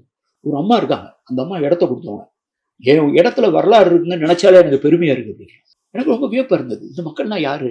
இவங்க யாரு? இந்த முகம் தெரியாத மனிதர்கள் தான் இந்த வரலாற்றினுடைய பாதுகாவலர். நீங்க அதை புரிஞ்சுக்கணும். இந்த வரலாறினுடைய பாதுகாவலர் யாருன்னு சொன்னீங்கன்னா மாமன்னர்கள் இல்லை. நான் திருப்பி என்னுடைய உரையாடலாம் சொல்லி பேசுறேன். திருக்குறளை காப்பாற்றி நம்ம கையில கொண்டு வந்து கொடுத்தவன் வந்து மாமன்னர்கள் கிடையாது. திருவள்ளுவரை தலையில் தூக்கி கொண்டாடிய ஒரு பேரரசனையும் தமிழ்நாடு பெற்றெடுக்கவில்லை. திருவள்ளுவரை வந்து கொண்டாடுவதற்கு ஒரு மக்களாட்சி வர வேண்டிய தேவை இருந்தது. திருவள்ளுவருக்கு இப்போதுதான் சிலை வைக்க முடியும். திருவள்ளுவரின் திருக்குறளை இப்போதுதான் பேருந்துகளில் எழுத முடியும். ஏனென்றால் திருக்குறள் மன்னராட்சி காலத்தில் எழுதப்பட்ட மக்களாட்சியின் குறள். அப்ப எப்படி எந்த மன்னர் வந்து கலகம் பண்றதுக்கு தூண்டி விடுற மாதிரி இருக்கு, இது எதுக்கு நம்ம ப்ரொமோட் பண்ணணும்? அப்ப இடைக்காலத்தில் இருந்தக்கூடிய சோழ மன்னர்களும் பாண்டிய மன்னர்களும் நிபந்தங்களை அளித்தது, உதவிகளை அளித்தது எதற்காக? சதுர்வேதி மங்கலங்கள் எதற்காக? ராமாயணம் மகாபாரதத்தை சொல்லிக் கொடுப்பதற்கு சாவடிகள் அமைக்கப்பட்டது தமிழ்நாட்டில். அப்ப இந்த பழைய அக்கறை இருக்கு பாத்தீங்களா? இப்ப என்னை மாதிரி ஆளுங்க வந்து எல்லாம் ஒண்ணுதான். நீங்க பாத்தீங்கன்னா மலைக்காட்டு பன்மையத்தை பத்தி பேசுவேன். ஆனால் வேறு எது விழுது எது என்ற தெளிவு தேவைப்படும். ஒரே மரம் தான், ஆலமரம் நல்லா இருக்கு, பார்க்க நல்லா இருக்கு. ஆனா வேரும் இந்த வேர்ல இருந்து தான் அந்த விழுது வருது. ஆனா எது வேறு எது விழுதுன்னா தெரியல. அப்ப இந்த தேடல் வரும்போது இந்த மக்களுக்கான அக்கறை இருக்கு பார்த்தீங்கன்னா, நான் உங்ககிட்ட உட்காந்து பேசுவேன். அப்புறம் பாத்திமா காலேஜில் ஒரு மீட்டிங் நடந்தது. அவங்க அமர்நாத்லாம் வந்தாரு, நான் வந்து ஒரிசால வந்து பேச வந்தேன். ஃபாதர் கஸ்பர் அரேஞ்ச் பண்ணியிருந்தார் சங்கம்னாலும் நம்ம ஒரு நிகழ்ச்சியில. அங்க வந்து இந்த மக்களை வந்து தார தப்பட்டையோட மேலே அடிச்சு மேடைக்கு ஏற்றி கொண்டாடையெல்லாம் போத்தணும். அப்ப இந்த மக்கள் கொண்டாடப்படும், இந்த இடத்த கொடுத்தாங்க. அப்ப இந்த மக்கள் இதுக்கு பாதுகாவலர்களாக இருந்திருக்காங்க. இந்த கீழடியை ஏன் புரிந்து கொள்ள வேண்டும் என்றால், அந்த கீழடி இந்த தமிழ்நாட்டில், இந்த தமிழ் ஊரும் நல்லுலகத்தில், தமிழ் சமூகத்தில் ஏற்படுத்தி இருக்கக்கூடிய வரலாறு குறித்த, தொல்லியல் குறித்த விழிப்புணர்வு. இதுதான் இதுக்கான ஒற்றை வரி. ஏன் வெளியிடன்னு சொன்னா, மக்கள் அவ்வளவு அருமையா இதில் ஈடுபாடு இருக்கிறார்கள், மக்கள் விரும்புகிறார்கள், மக்கள் இதை தெரிந்து கொள்ள ஆர்வம் காட்டுகிறார்கள். கீழடியில எழுதியிருக்கு, ஆதன்னு பானைக்கீரையில் எழுதியிருக்கு. அதுக்குனால எத்தனை பேர் ஆதன்னு பேர் வச்சிருக்காங்க வெளிநாட்டில் இருக்கக்கூடிய தமிழர் கூட. நானே ஒரு 10-15 பேருக்கு பேர் வச்சிருக்கேன். இன்பாக்ஸ்ல வந்து கேட்பாங்க, சார் ஆம்பளை பிள்ளை பிறந்திருக்கு சார், ஒரு பேர் வச்சு விடுங்க. ஒரு குறிப்பிட்ட ஸ்டேஜில் வந்து இவன்ட்ட கேட்டாலே பேர் ஆதன் தான் வச்சு விடுவான்னு தெரிஞ்சு எல்லாருக்குமே. அவன் ஆதன்கிற பேர் தான் ரொம்ப அருமையான ஒரு மாடர்னா இருக்கு, ரொம்ப இருக்கு. இந்த ஆதன்கிற பேர் சங்க இலக்கியத்தில், ஆதன், எவ்வி, எழினி, ஆதன்கிற பேர் சங்க இலக்கியத்தில் வருது. அது ஒரு புலவனுடைய பேரா இருக்கு, நல்ல ஆதனார். சேரல் ஆதன் அப்படின்னு சேர மன்னனுடைய பேரா இருக்கு. ஆதன் கூட்டம் அப்படின்னு கொங்கு பகுதியில கூட்டத்துல பேர்ல வச்சிருக்கான். இந்த சைடு சிவகலை இதுல கீழடியில இருந்து அந்த சைடு போனீங்கன்னா ஆதன் ஊர் அப்படின்னு ஊர் இருக்கு. அப்ப ஆதன் ஊர், ஆதன், சேரலாதன், நல்லாதனார், இது வந்து தமிழ் மரபுல தொடருதுங்க. அதை பானையில எழுதி வச்சிருக்கான். இவ்வளவு பெற்ற ஆதாரங்கள். இந்த கீழடி ஏன் முக்கியம் அப்படிங்கிறதுக்கு ஒரு 3-4 காரணங்களை சொல்லலாம். ஒன்று, இந்திய துணைக்கண்டத்தில் ஒரு நகர்மய பண்பாட்டுக்கான சான்று எங்கு கிடைத்தது, எங்கு கிடைக்கவில்லை, எப்போது கிடைத்தது என்பதை பற்றிய புரிதல். இந்த ஜான் மார்ஷல் வந்து ஹரப்பா மொஹஞ்சதாரோவில் இவ்வளவு பெரிய அருமையான நகரங்களை கட்டி, தெருக்கள் ஆக்கிரமிப்பே இல்லாத தெருக்கள், கம்பி சட்டம்னு சொல்லுவாங்க, கிரிட் அயர்ன் பேட்டர்ன், குறுக்க இப்படி போகும், குப்பை தொட்டி இருக்கு, பெரும் குளிப்பறை இருக்கு, குளிப்பறை பக்கத்துல வந்து ட்ரெஸ் மாத்துறதுக்கு தனித்தனி அறைகள் இருக்கு. அந்த குளிக்கிற இடத்துல வந்து தண்ணி அதிகமாக இருந்ததுன்னா அதாவது வலிக்கி விட்டுருவான்ட்டு அதை வந்து இந்த இது இருக்குல்ல, நம்ம பாத்ரூம்ல போடுவோம்ல ஆன்டி ஸ்கிட், அது மாதிரி சொரப்பாக்கிடலாம். அந்த கீழே இருக்கிறது வந்து சொரப்பாக்கிடும். ஒரு டைல்ஸுக்கு இன்னொரு டைல்ஸுக்கு நடுவில் வந்து ஒரு கேப் இருக்கும்போது அது வழியா தண்ணி லீக் ஆகிருட்டு பிட்டுமன் இருக்குல்ல, தார், அது இயற்கையாகவே கிடைக்கும். பிட்டுமன் வந்து கலந்த நிலக்கரி கலந்தது வந்து பிட்டுமன் அப்படின்னு இருக்கும். அந்த பிட்டுமன் கலந்த அந்த இதை வந்து இந்த ரெண்டு ஜாயிண்ட்டுக்கு நடுவில் வந்து அவன் வரிசையாக அதில் போட்டு அதை வெளியிட்டிருக்கான். அப்போ அது வாட்டர் ப்ரூஃப். இந்த உலகத்தினுடைய முதல் வாட்டர் ப்ரூஃப் பேத்திங் பிளேஸ் மோஞ்சோதரா இருக்கு.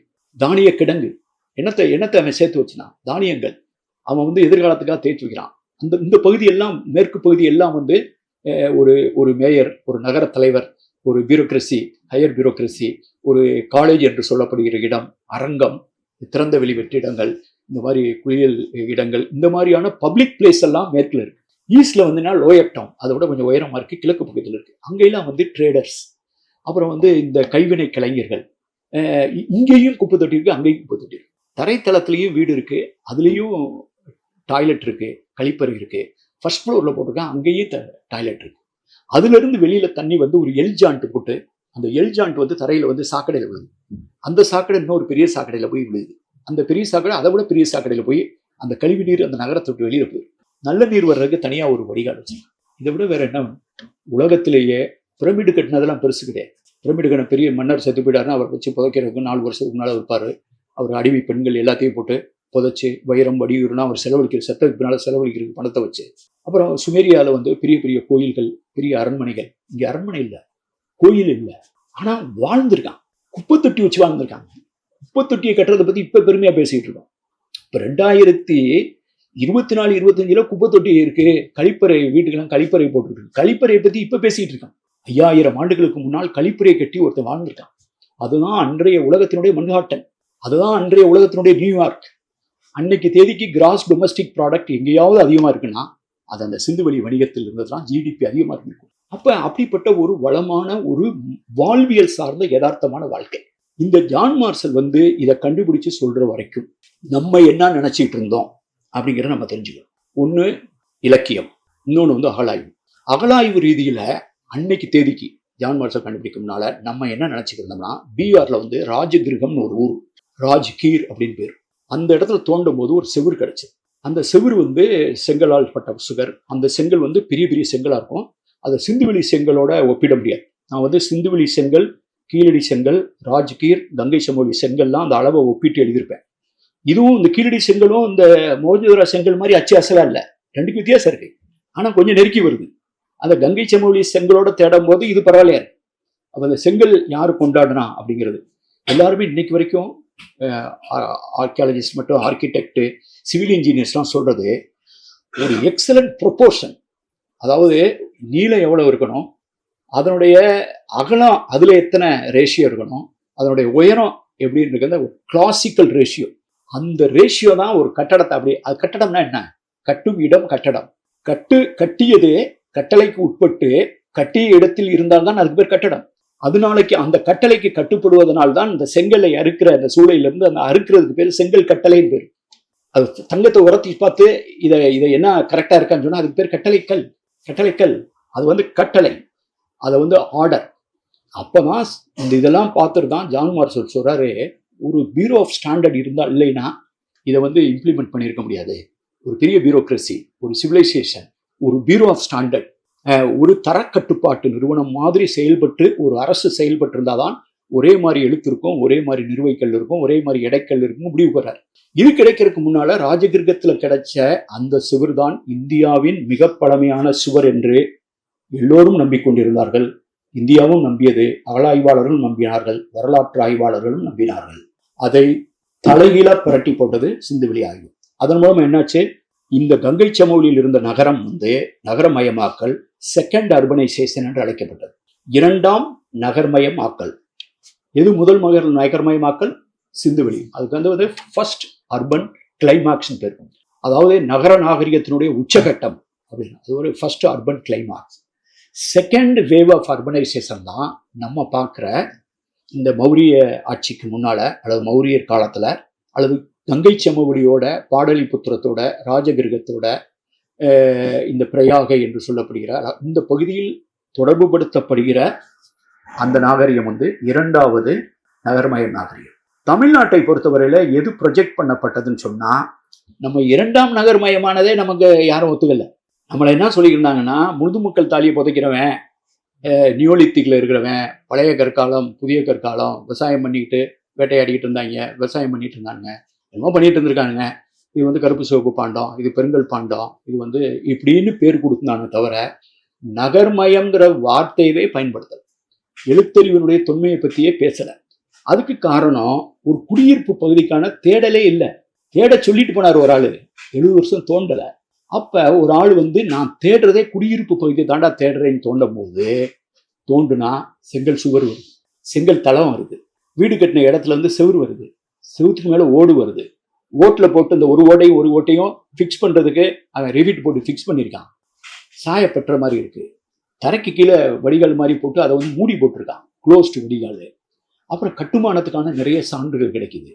ஏகப்பட்ட அணிகலன்கள்.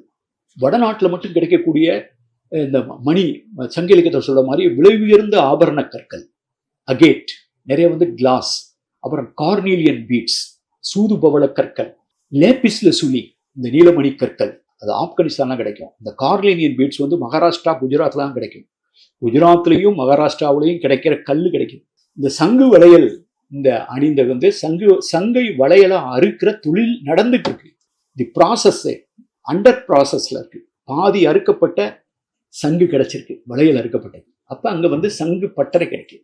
தக்கிலி, நூல், பஞ்சிலேருந்து நூல் நூக்கிறதுக்கான அந்த கருவிக்கு அந்த இரும்பு கருவி கிடைக்குது. அது நூக்கிற தக்கிலி கிடைக்குது. அது ஸ்பிண்டில் ஓர்ஸ், சுடுபன்லேயே வந்து இந்த தக்கிலி மாதிரி செஞ்சிருக்காங்க. அதை நெசவு பண்ணும்போது இந்த வெயிட், நூலில் வந்து வெயிட் போடுறதுக்காக அவன் யூஸ் பண்ற அந்த களிமண் சுடுமண்ணில் வந்து வெயிட் வச்சிருக்கான். அப்புறம் அந்த துணி மேல சாயத்துக்கு சாயப்பட்டுற, அது மேல வந்து ஒரு அச்சு மாதிரி ஒரு ஆர்ட் ஒர்க் பண்ணணும்னு சொன்னா, இப்போ ஸ்கிரீன் பிரிண்ட் பண்றோம்னா ஈரோடு திருப்பூர்ல, அது மாதிரி ஸ்கிரீன் பிரிண்ட் மாதிரி அந்த ஒரு அச்சு மெட்டீரியல் வச்சிருக்கான், மோதிரம் வச்சிருக்கான், மூக்குத்தி இருக்கு, தங்கம் இருக்கு. எல்லாம் சேர்ந்து அங்க வந்து ஒரு உள்நாட்டு வணிகம், வெளிநாட்டு வணிகத்துக்கு கூட சான்று கிடைக்குது. தோண்ட அங்க எலும்பு கிடைக்குது. அந்த எலும்பு போய் இங்க டெக்கான் இதுக்கு அனுப்பிச்சு, வெளிமாநிலத்துக்கு அனுப்பிச்சு அதை ஆராய்ச்சி பண்ணா அது வந்து திமிழ் காளைன்னு ரிசல்ட் வருது. திமிழ் காளை தான் ரிசல்ட் வருங்க. சிந்துவெளியில நீங்க தேடி தேடி போய் தலையில நின்று தண்ணி குடிச்சா கூட ஒரு குதிரையை கண்டுபிடிக்க முடியாது. பொறிப்புல பசுமாடே இல்லைங்க. பசுமாடு இல்லாம எப்படி காளமாடு வரும்? பசுமாடு இருந்திருக்கும். ஆனா அவன் பசுமாடை கொண்டாடலைங்க. அவன் பசுமாடை கொண்டாடாம திமிழ் உள்ள காளையை கொண்டாடுறான். அதுதான் அவனுடைய கம்பீரத்தினுடைய, அவனுடைய பண்பாட்டினுடைய ஏதோ ஒரு வகையில அவன் அதை என்ன நினைச்சான், வந்து வணிகனோ அல்லது அரச மரபோ அல்லது கம்பீரமோ அவன் என்ன நினைச்சான் தெரியல. நீங்க பாத்தீங்கன்னா நம்ம ஊர்ல எல்லாம் மாடு எல்லாம் தெரியும், ரோட்ல தெரியும். அது மாடுல வந்து இந்த திமிழ் காலையெல்லாம் ஒரிசால எல்லாம் பார்த்துக்கோம், அது பாட்டுக்கு திமிழ் ஆடிட்டு இருக்கும். அது பாட்டு எவனை பத்தியும் கவலைப்படாது. வண்டி கிண்டி நம்மளா நின்று வண்டி நிறுத்திட்டு போக வேண்டியதான். அப்ப இந்த காளையினுடைய பொறிப்புகள் எல்லா இடத்துலையும் பொறிச்சிருக்கான். அப்ப தப்பித்தவரையாவது ஒரு இடத்துல பசுமாட்டை பொறிச்சிருக்கான்ல, பசுமாடு இல்லாமே வந்துச்சு. அப்ப பசுமாடு இருக்கும்போது அந்த பசுவை அவன் பொறிக்காத ஒரு சமூகம் அந்த சமூகம். ஆனா பசுமாடு இல்லாத வேதமா? பசுமாடு இல்லாத பிற்கால இந்தியாவா? இந்திய பண்பாடா? பசுமாட்டு தானே எல்லாம் நடக்குது. அப்ப பசுமாடை கொண்டாடாத ஒருத்தன் பசுமாட்டை மட்டுமே கொண்டாடுற ஒருத்தனுக்கான உரையாடல் தான் கீழே. அதான் சிந்துவெளி. அப்போ வந்து திமிழ் காளை, எரும மாடுங்க, எரும மாடு. சிந்துவெளி பொறிப்புகள்ல பாத்தீங்கன்னா எருமை வருது, கொம்பு உள்ள எருமை. ஒரு இடத்துல ஒரு மாடு வந்து சண்டை போடுது ஆளுங்களோட. ஆளு சண்டை போடுறன்னா இவங்க போய் அதை போய் அப்படியே பிளே, அதை வந்து புல் ஸ்போர்ட்னு சொல்றாங்க.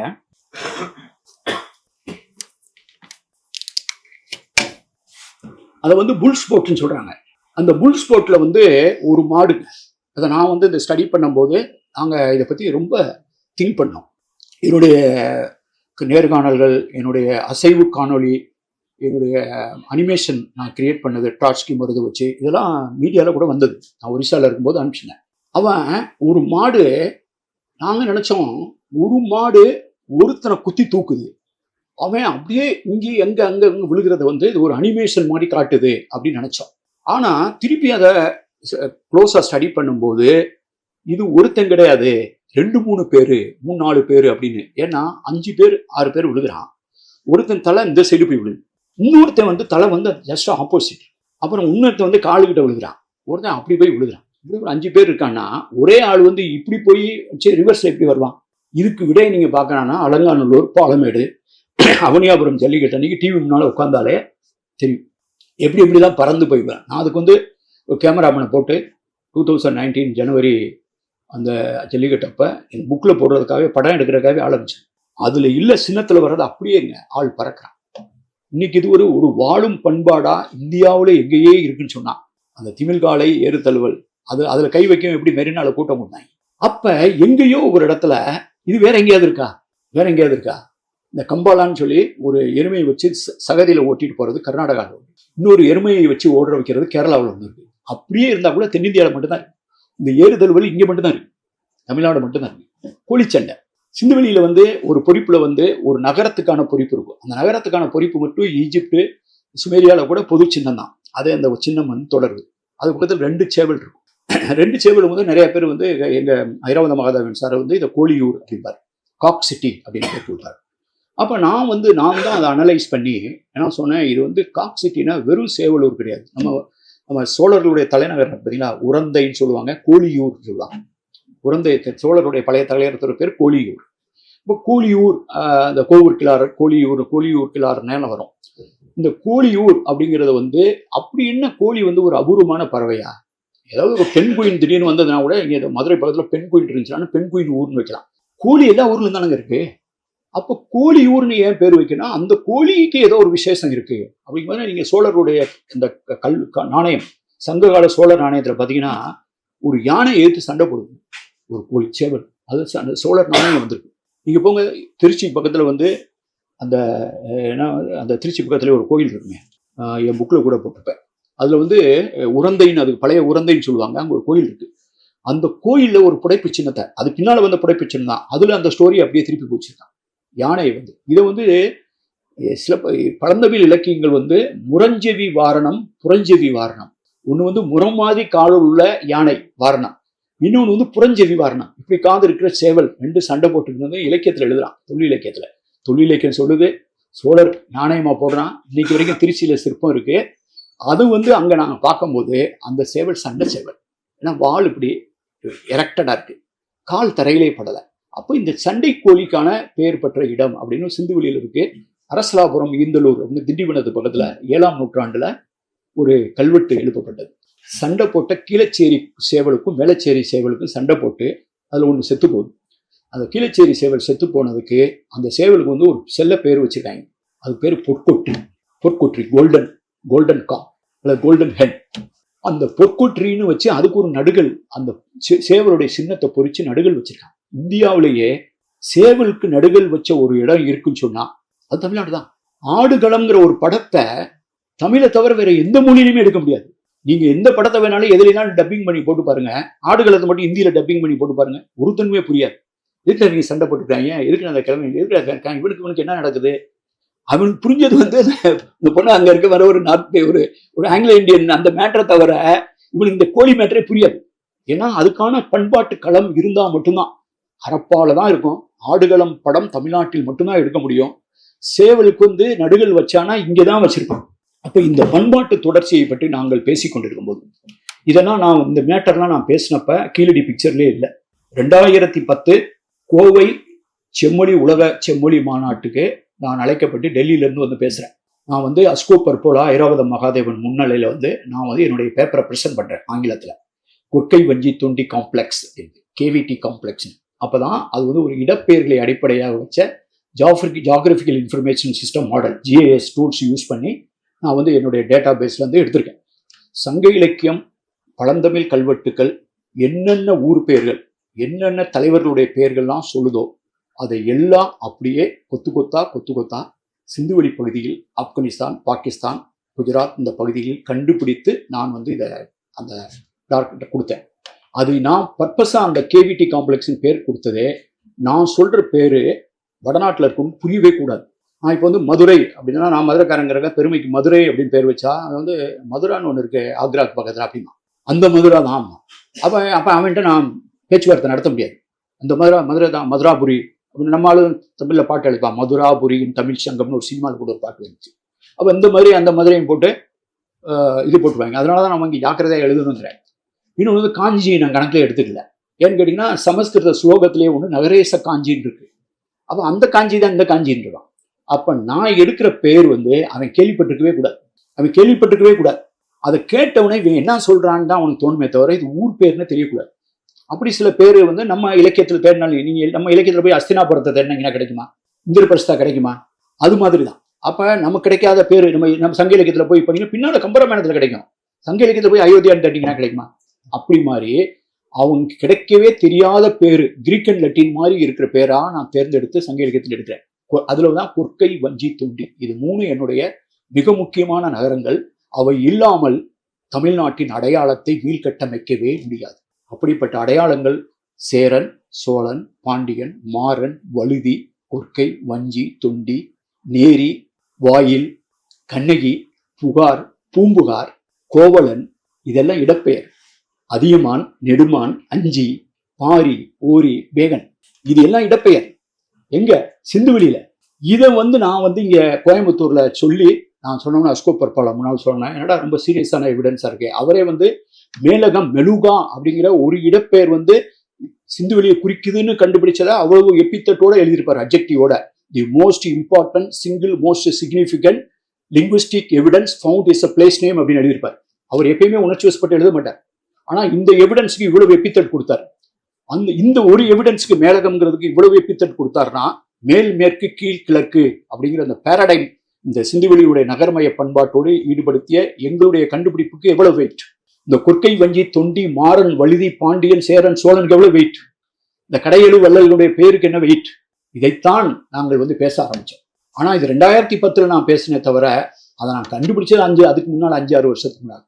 அதுக்கு பின்னால நான் பேசுகிற விஷயம் யாராலும் மறுக்க முடியாமல் இருக்க வேண்டும் என்பதற்காக உலகம் முழுவதும் ஒரு சிமிலர் கேஸ் ஸ்டடியை தேடுறேன். ஐரோப்பாவில இருந்து அமெரிக்காவுக்கு போறான், கொலம்பஸ் போனாரு, எல்லாரும் போனாரு, அங்க அந்த நாகரிகத்தை உருவாக்குறாங்க. அங்க போய் அந்த ஒரு சொசைட்டியை உருவாக்குறாங்க. It's new found. அங்க இருந்த செவ்விந்தியர்லாம் அடிச்சுட்டு போகும்போது என்னத்தை எடுத்துட்டு போனா? லண்டன் எடுத்துட்டு போனான், பாரிஸ் எடுத்துட்டு போனான், ஆம்ஸ்டர்டாம் எடுத்துட்டு போனான், பெர்லின் எடுத்துட்டு போனான். ஒரு 10-15 லண்டன் இருக்கு அமெரிக்காவில், 10-15 பாரிஸ் இருக்கு. அங்கிருந்து கருப்பர்களை இங்கிருந்து கொண்டு போய் அடிமை வணிகத்துல கொண்டு போங்க. அவன் என்னத்தை கொண்டு போனான்? எத்தியோப்பியாங்கிற பேர் எடுத்துட்டு போனான். நைல் அப்படிங்கிற ஒரு சின்ன நதிக்கு ஒரு பேர் வச்சிருக்கான். கலிபோர்னியா மாநிலத்தில் ஒரு சின்ன நதிக்கு பேரு நைல். ஆக மனிதன் போகும் இடத்திற்கெல்லாம் கொண்டு செல்வது தனது இடப்பெயர்களை. இஸ்ரேல் இப்ப சண்டை நடந்துட்டு போய் பாருங்க. இஸ்ரேலுக்கு நான் போயிருந்தேன், பாலஸ்தீன் தேர்தலுக்கு நான் வந்து இன்டர்நேஷனல் அப்சர்வரா போயிருந்தேன் 2005. பாக்குற ஒரு ஆள் கூட வர்றாரு, அவர் பேர் ஆம்ஸ்டர்டாம். ஏன் ஆம்ஸ்டர்டாம் பேர் வச்சீங்கன்னா, அவர் வந்து ஆம்ஸ்டர்டாம்ல இருந்து இங்கே வந்திருக்காரு இஸ்ரேலுக்கு. லாஸ்ட் ஸ்டேஷன் வந்து பேரா கொண்டு வர, கடைசி அந்த ஸ்டேஷன் பேரை கொண்டு வர. ஒரு ஆள் பெர்லின், அவர் ஜெர்மனில இருந்து வந்தவர். ஆக இடப்பெயர்கள் பார்சி மக்கள், இந்தியாவில் இருக்கக்கூடிய பார்சி மக்கள் பாரசீகத்திலிருந்து கொண்டு வந்தது இடப்பெயர் தான். டாட்டா வந்து ஒரு இடப்பெயர், நாரிமன் ஒரு இடப்பெயர். இதெல்லாம் நான் கண்டுபிடிச்சேன். அப்ப தெரிந்ததிலிருந்து தெரிந்ததற்கு இப்ப எவனாவது ஒருத்தன் சொல்ல முடியுமா பார்சி அங்கிருந்து வரலைன்னு எவனாவது சொல்லுவானா? அது நோன் ஃபேக்டர். பாம்பேல போய் பாருங்க பார்சி, அதுக்காக பார்சி அசோசியேஷன் ஆளுங்களோட போய் உட்காருங்க. பாம்பேல போய் பார்சி அசோசியேஷன் ஆளை மீட் பண்ணிருக்கேன். டெல்லியில போய் பார்சி அசோசியேஷன் பார்சியினுடைய சங்கத்து கட்டடத்துக்கு போயிருக்கேன், அங்க உட்காந்து பேசியிருக்கேன். என்னத்தையா எடுத்துட்டு வந்தீங்க? இப்ப நீங்க இப்படி தடி உலகம் ஃபுல்லா அந்த கேஸ் ஸ்டடி பண்ணும்போது, இப்ப ஐரோப்பால இருந்து இவன் போகும்போது இடத்துல எடுத்துட்டு போயிருக்கலாம், நான் போகும்போது இடத்த எடுத்துட்டு போக மாட்டேனா? அப்ப சிங்கப்பூருக்கு நான் என்னத்தை எடுத்துட்டு போனேன்? தென்னாப்பிரிக்காவுக்கு என்னத்தை எடுத்துட்டு போனேன்? மாரியம்மன், பிடாரி அம்மன், முனியாண்டி, அளவு குத்துறது, திருப்பி என்னுடைய காவடி. அவன் நான் மலேசியாக்கா தான் எடுத்துட்டு போனேன், பர்மாவுக்கு எடுத்துட்டு போனேன். அப்படின்னு இருக்கும்போது இந்த பயணங்களால் வாழ்க்கையை கட்டமைக்கணும். அப்படிங்கும் போது இந்த நகர்மயத்திற்கான சான்றுகள் வெளியில வர்றதுக்கு முன்னாலேயே 2010 கோயம்புத்தூர் உரை, 2012 புல்லட்டின், இண்டஸ்ட்ரியல் ரிசர்ச் சென்டருடைய புல்லட்டின்ல வந்து நான் ஒரு ஆண்டு விடுமுறை எடுத்துட்டு வந்தேன் இதுக்காக. High west low east dichotomy of the Indus cities Dravidian paradigm, அதனுடைய சிந்துவெளி பண்பாட்டின் திராவிட அடித்தளம்னு 2016 புத்தகம். இந்த புத்தகம் வந்து 45வது நாள்ல டைம்ஸ் ஆஃப் இந்தியாவில் ஒரு ஆர்டிகல் வருது, மே மாதம் 30-31. Harappan like material near Madurai, அதான் தலைப்பு. அதை நான் ஒரிசால படிச்சுட்டு ஓடி வந்தேன் 4வது நாள். ஏன்னா நம்ம ஊர் பக்கம் மதுரை பக்கத்தில் ஹரப்பான் போட்டுறாங்களே அப்படின்ட்டு வந்து அங்கே போய் சந்திச்சேன். அமர்நாத் சந்திர பார்க்குறேன், கருவியெல்லாம் பார்த்தா அப்படியே நம்ப முடியும். இந்த அங்கே கிடைச்ச பொருள்கள், அதுக்கு பின்னால் வந்து நீங்கள் எப்படி புரிஞ்சுக்கணும் அப்படிங்கிறத நான் இந்த பேக்ரவுண்ட் எல்லாம் சொல்லிட்டேன். இந்த கீழடியினுடைய முக்கியத்துவம் இன்னும் நகர்மய நாகரிகம், இந்த கல்வி பரவலாக்கத்தெல்லாம் வர்றதுக்கு முன்னால இந்த அறிக்கையினுடைய முக்கியத்துவத்தை என்னன்னு சொல்றேன். சத்தியமூர்த்தி என்ன சொன்னாரு, அவர் என்ன ஃபீல் பண்ணாருன்னு உங்களுக்கு படிச்சு காமிச்சேன். கேஎன் தீட்சித் என்ன ஃபீல் பண்ணாருன்னு உங்களுக்கு படிச்சு காமிச்சேன், எல்லாம் சொல்லிட்டேன். ஆனா முதல் 2 அகழ்வாய்வையும் அகர்நாத் ராமகிருஷ்ணன் பண்றாரு. 13-14 இந்த இடத்த லொக்கேட் பண்றாரு. 293 இடத்த பார்த்து இந்த இடத்த லொக்கேட் பண்றாரு. 14-15 15-16 முதல் கட்டம் 2ஆம் கட்டம் தோன்றாரு. அப்போ அந்த 2ஆம் கட்டம் தோன்ற 16ல் தான் நாங்கள்லாம் போய் பார்க்குறோம். அப்போ வந்து இவர் வந்து ஹரப்பா அதுக்குதுன்னு பேசவும் பயங்கர அரட்டி ஆயிட்டேன். என்னடா வந்து ஹரப்பாங்கிறாங்க, மதுரைக்கு பக்கத்தில் இருக்காங்க, இவங்க ஹரப்பா ஹரப்பான்லாம் பேசிகிட்டு இருக்காங்கன்னு நிறைய பேருக்கு ஒரு அச்சம். ஏன் இது என்ன அச்சம்னு கேட்டிங்கன்னா, யாருமே வந்து ஜான் மார்ஷலை கொண்டாடவே மாட்டாங்க. நீங்கள் நல்லா கவனிச்சு போய் கூகுள் பண்ணி பாருங்கள். கடைசியாக ஜான் மார்ஷலை யாராவது கொண்டாடிட்டாங்க? ஜான் மார்ஷலே ஒரே ஒரு தடவை ஏஎஸ்ஐலேருந்து கொண்டாடப்பட்டது. இந்த சாரநாத்தில் வந்து ஒரு கண்காட்சி, அந்த கண்காட்சி தொடங்கப்பட்டு 100வது ஆண்டு விழா கொண்டாடும் போது தான் ஜான் மார்ஷல் இந்த பேரையே உச்சரிச்சாங்க. யாராவது ஒரு தேசிய கருத்தரங்கம் நடத்திருக்காங்களா? அல்லது ஜான் மார்ஷல் பிறந்த நாளை கொண்டாடிருக்காங்களா? அல்லது ஜான் மார்ஷலுடைய அறிவிப்பினுடைய 50வது ஆண்டு விழாவை கொண்டாடிருக்காங்களா? அல்லது 75வது ஆண்டு விழாவை கொண்டாடிருக்காங்களா? அல்லது 100வது ஆண்டு விழாவை கொண்டாடிருக்காங்களா? 2016 கடந்த 8 ஆண்டுகளாக ஒவ்வொரு செப்டம்பர் 20 நான் சென்னைக்கு வந்து ஒரு உரை நிகழ்த்துகிறேன் ஆங்கிலத்தில். 94, 95, 96, 97, 99, 100ன்னு சொல்லி கவுண்ட் டவுன் போட்டோம் அன்னைக்கு. இன்னைக்கு பாருங்க, ஜான் மார்ஷலின் சிலை இந்த உலகத்திலேயே ஜான் மார்ஷல் ஒரே இடத்தில் கொண்டாடப்பட்டிருக்கிறார் என்றால் அது தமிழ்நாட்டில் மட்டும்தான். இந்த உலகத்திலேயே ஜான் மார்ஷலுக்கு ஒரு சிலை எழுப்பப்பட்டிருக்கிறது என்றால் அது சென்னையில் மட்டும்தான். இந்த உலகத்தில் இன்றைக்கு தேதிக்கு சிந்துவெளியை பற்றி ஒரு சீரியஸான உரையாடல் 3 நாள் பன்னாட்டு கலந்தர்க்கம் நடந்திருக்கிறது என்றால் அது சென்னையில் மட்டும்தான். அதே மாதிரி சிந்துவெளி குறியீடுகளுக்கும் பானைக்கீரலுக்கும் உள்ள ஒப்புமையை ஆராய்ந்து அந்த இதுக்கு வர்றேன் நான். ஒரு தனி புத்தகம் போடப்பட்டிருக்கிறது என்றால் அது தமிழ்நாட்டில் தான். சிந்துவெளி பொறிப்புகளை யாராவது வாசித்து காட்டினால், எல்லாரும் ஒப்புக்கொள்ளும்படி வாசித்து காட்டினால் $1 மில்லியன் கொடுக்கப்படும் என்று அறிவிக்கப்பட்டது தமிழ்நாட்டில் தான். இப்போ ஒரு கருத்தரங்கத்தை அறிவிச்சிருக்காங்க ஏஎஸ்ஐல இருந்து, அவங்க வாசிக்க போறதா. ரொம்ப மகிழ்ச்சி. இதற்குத்தானே நாங்கள்லாம் ஆசைப்பட்டோம். சிந்துவெளியை பேசுவோம், பொதுவெளியில வச்சு பேசுவோம். இவ்வளவு நாள் பேசாம இருந்ததை, தோண்டாத துயரத்தை தோண்டி தீர்ப்போம், தேடாத துயரத்தை தேடி தீர்ப்போம், படிக்காத துயரத்தை படித்து தீர்ப்போம். படிக்கட்டும், யார் வேணாலும் படிக்கட்டும். அப்ப இன்னைக்கு தானே திருப்பி ஜான் மார்ஷலை பற்றி, அல்லது இந்த குறிப்பு, அதில் கூட ஜான் மார்ஷல் வார்த்தை கூட வரல, பொறுப்பை பற்றி. இப்ப இதுக்கு நடுவில் வந்து என்னென்ன நடந்துகிட்டு இருக்குது, ஏன் இந்த அறிக்கை அப்படிங்கும்போது, இவரை வந்து இடமாற்றம் செய்யறாங்க. இடமாற்றம் செய்யும் போது அவர் அப்பயே ரொம்ப ஒரு கவலைக்கிடமான ஒரு தான். பொதுவாக வந்து நான் வந்து தேர்தல் ஆணையத்தெல்லாம் வேலை பார்த்துருக்கேன். நாங்கள் வந்து பொதுவாக என்ன விரும்ப மாட்டோம்னா, ஒரு ஆள் வந்து ரொம்ப வருஷமா கலெக்டரா, ரொம்ப வருஷமா டிஜியா, சீஃப் செக்ரட்டரியா இருந்தால் அந்த ஆளை முதல்ல நான் தூக்கிடுவேன். எலெக்ஷன் நடத்தும் போது எப்போ இருந்து வர்றாரு, யார் அப்பாயின்மெண்ட் பண்ணாங்கன்னா ஃபுல் ஜாதகமே எடுத்துருப்போம். உத்தரப்பிரதேச தேர்தல், பீகார் தேர்தல் எல்லாம். ஏன்னா அவர் ஒரு இடத்துல வந்து 3 வருஷம் தங்கிட்டாருன்னா லோக்கல் எம்எல்ஏ, எம்பி வந்து இவங்க தான் ரொம்ப பழகிடுவார், ரொம்ப க்ளோஸ் ஆகிடுவார். அதனால தேர்தல் நேரத்தில் பொதுவாக வந்து அந்த பரிச்சயம் இல்லாத புது ஆளை கொண்டு வந்து போடும். இது தேர்தலுக்கு தேவை. ஆனால் அகழ்வாய்வுக்கு இதுக்கு நேர்மாறான தேவைதான். ஒரு ஆள் ஒரு இடத்துல 5 வருஷம் இருந்தான்னா அது மெரிட்டு, 10 வருஷம் இருந்தான்னா அதை விட மெரிட்டு. ஆனால் ஒரு புதிய டிரான்ஸ்ஃபர் கொள்கையை கொண்டு வந்து அதிகபட்சம் 2 வருஷத்துக்கு மேலே இருக்கவெல்லாம் டிரான்ஸ்ஃபர் பண்ணுன்னு சொல்லி அது 22 பேரை 23 பேரை டிரான்ஸ்ஃபர் பண்ண, இவரை மட்டும் டிரான்ஸ்ஃபர் பண்ணல, 22 பேரோட சேர்ந்து தான் இவர் போயிருக்காருன்னா அப்படி என்ன உலகத்தில் இல்லாத விஷயம்? அதை நான் ராணுவ ரகசியமா? ராணுவ ரகத்தையே அவன் கொடுத்துக்கிட்டு இருக்கான். ராணுவ ரகசியத்தில் இல்லையா, தோன்றவங்களுக்கு அங்கேயே இருந்து தோணுனா தானே கிடைக்கும். அவர் வந்து அஸ்ஸாமுக்கு போயிடுறார். தனிப்பட்ட முறையில் நாங்களாம் எவ்வளவோ ஃபீல் பண்ணோம், என்னமோ முயற்சிப்போம். போயிட்டார், டிரான்ஸ்ஃபர் பண்ணியாச்சு. புதுசாக ஒருத்தர் வர்றார். புதுசாக வந்து அவர் தோன்றார். அவர் தோண்டும் போது நிறைய பேர் எல்லாரும் போய் புதுசான ஆள்கள்லாம் போய் எல்லாம் பார்க்குறாங்க. அவர் தோண்டிட்டு இருக்கும்போதே இதே மாதிரி மீடியா ஏற்கனவே வந்து, இது எதுக்காக நான் சொல்ல கேட்டீங்கன்னா, இதை வெளியில் கொண்டு வந்து மீடியா 2016 அந்த மே மாதம் 30, 31 அப்படி ஒரு கட்டுரை வந்திருக்காட்டினா இந்த விஷயம் அவ்வளவுதான் வெளியில் வந்திருக்காது. நானும் அங்கேருந்து ட்ராவல் பண்ணி விட்டுருக்க மாட்டேன். அநேகமாக வந்து அமர்நாத்து கூட ஆபத்து வந்திருக்காது. இது ஒர்க்ஸ் போத்துவே, அது பரவாயில்ல. சில நேரங்களில் வந்து நீங்கள் வந்து சில சிலுவையை தூக்கித்தான் தீர வேண்டும், சில விலையை கொடுத்துத்தான் தீர வேண்டும் அப்படின்னு சொன்னால் ஒருத்தன் விலை கொடுத்துருக்கான். அப்போ தூக்கி அடிச்சதுக்கு பின்னால இன்னொரு ஆள் வர்றார். அப்போ இன்னொரு ஆள் வந்தபோது தோண்டும் போது உண்மையை தோண்டினால் என்ன கிடைக்கும்? அந்த தோண்டின மாதிரியே கிடைக்கும். ஒரு விவசாயி வந்து என்ன சொன்ன மாதிரி இவர் தோன்றாரு, கொஞ்சம் லேசாக ஒரு 40 அடி தோன்றாரு. தோண்டிட்டு அப்படி மௌமே சுரத்து இல்லாமல் இருக்கு. அப்புறம் மீடியாலாம் ஊடகங்கள்லாம் போய் கேட்குறாங்க, என்னங்க அப்படின்ட்டு. அப்படிலாம் ஒன்றும் தெரியலையே அப்படிங்கிறார். போய் கூகுளில் போய்வார்.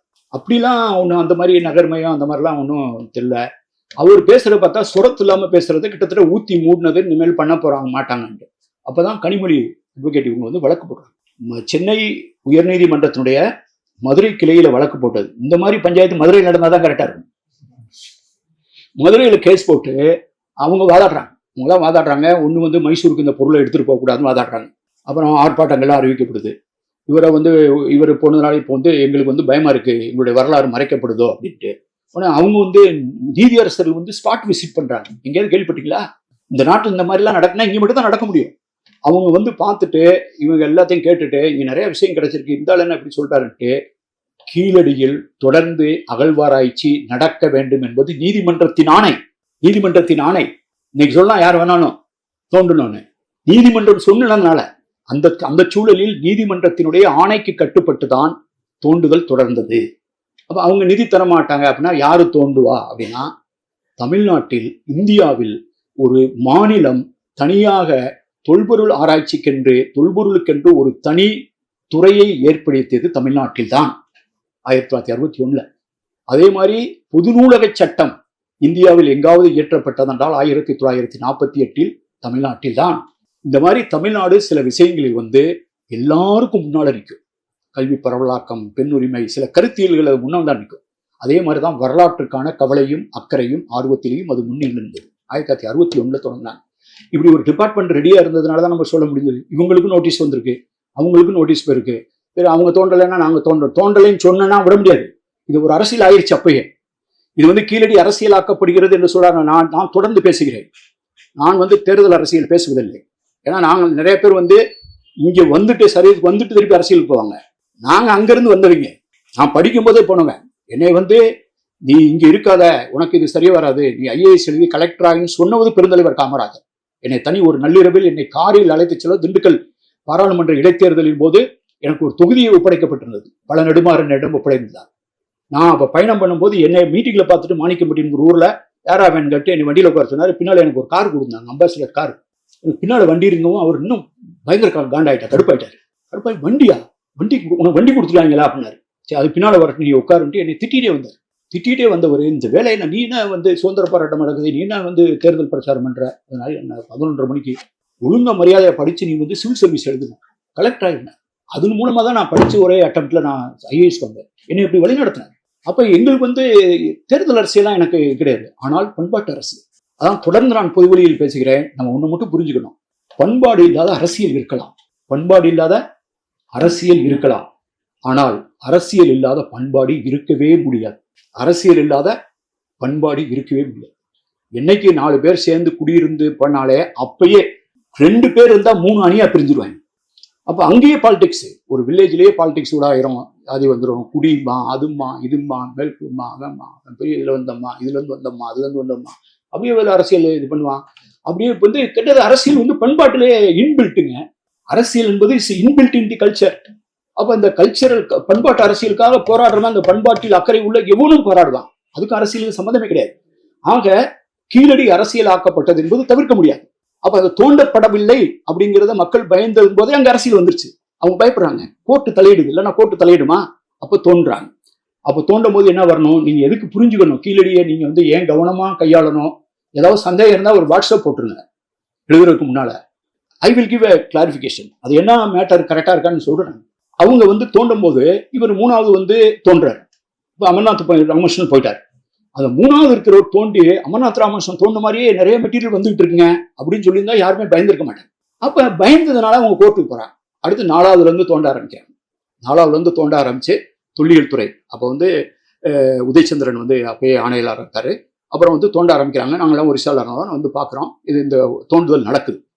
நடந்து 4, 5, 6, 7, 8, 9, 10 வரைக்கும் இப்ப நடந்துருச்சு. தோண்ட வந்துகிட்டே இருக்கு. இப்ப அங்க இருக்கக்கூடிய அருங்காட்சியகம் வந்து 4வதுல இருந்து அது 8வது வரைக்கும் நடந்த அந்த இதுல தோன்றினதை வச்சுதான் ஒரு அருங்காட்சியமே வந்திருக்கு. இப்ப நீங்க இவங்க சொல்றதை கேட்டு தோண்டாம விட்டுருந்தீங்கன்னு வைங்க, இந்த அருங்காட்சியகம் இருக்குமா? இத்தனை பேர் ஆதரவு பேர் வச்சிருப்பாங்க, அல்லது இந்த புரிதல் கிடைச்சிருக்குமா உங்களுக்கு? அப்ப எது முக்கியம், யாரு கரெக்ட்? ஒண்ணு அவர் சொன்னது கரெக்டா இருந்தா திருப்பி தோண்டும் போது ஒண்ணு கிடைச்சிருக்காதுல்ல. எப்படி தோண்டது, அப்ப யாரு கரெக்டா இருந்தா? அப்ப சரி, இது ஒரு வந்து நகர்மயத்திற்கான எடுத்துக்காட்டு. கீழடி இன்னொரு விஷயத்துக்கு ஏன் முக்கியம் அப்படிங்கிறது எழுத்தறிவு. எழுத்தறிவுங்கிறது ஒரு நாட்டினுடைய மிக முக்கியமானது. நம்ம வந்து ஹிஸ்டரி அல்லது ப்ரீ ஹிஸ்டரி எதை வச்சு பிரிக்கிறோம்? எழுதப்பட்டது வரலாறு. ஆனா எழுதப்பட்டதுங்கிறது வந்து உலகத்தில் இருக்கக்கூடிய மொழிகள்ல வந்து 95 விழுக்காடு மொழிகள்ல வந்து எழுத்து வரி வடிவமே இருக்காது. எழுத்து இல்லாத மொழிகள் தான் அதிகம். நான் இந்தியா ஃபுல்லா டிராவல் பண்ணி 100கணக்கான மொழி பேசின பழங்குடிகளை பார்த்திருக்கேன். எழுத்து இருக்கிறவங்க கம்மி தான். அப்ப அதுலயும் எழுதி வச்ச வரலாறே ரொம்ப லேட்டா வந்ததான். அப்ப மனித வரலாறு என்ற ஒரு நாடகத்தின் கடைசி அங்கம் தான் எழுதிய வரலாறு. எழுதாத வாழ்க்கை தான்.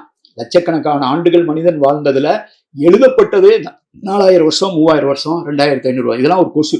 நீ எழுதி வச்ச வரலாறுங்கிறது மனிதனுடைய பட்டறிவுல வந்து ஒரு கொசு கூட கிடையாது. எதை பத்தி பேசிக்கிட்டு இருக்க நீ? அப்ப எழுத்தறிவு வரணும்.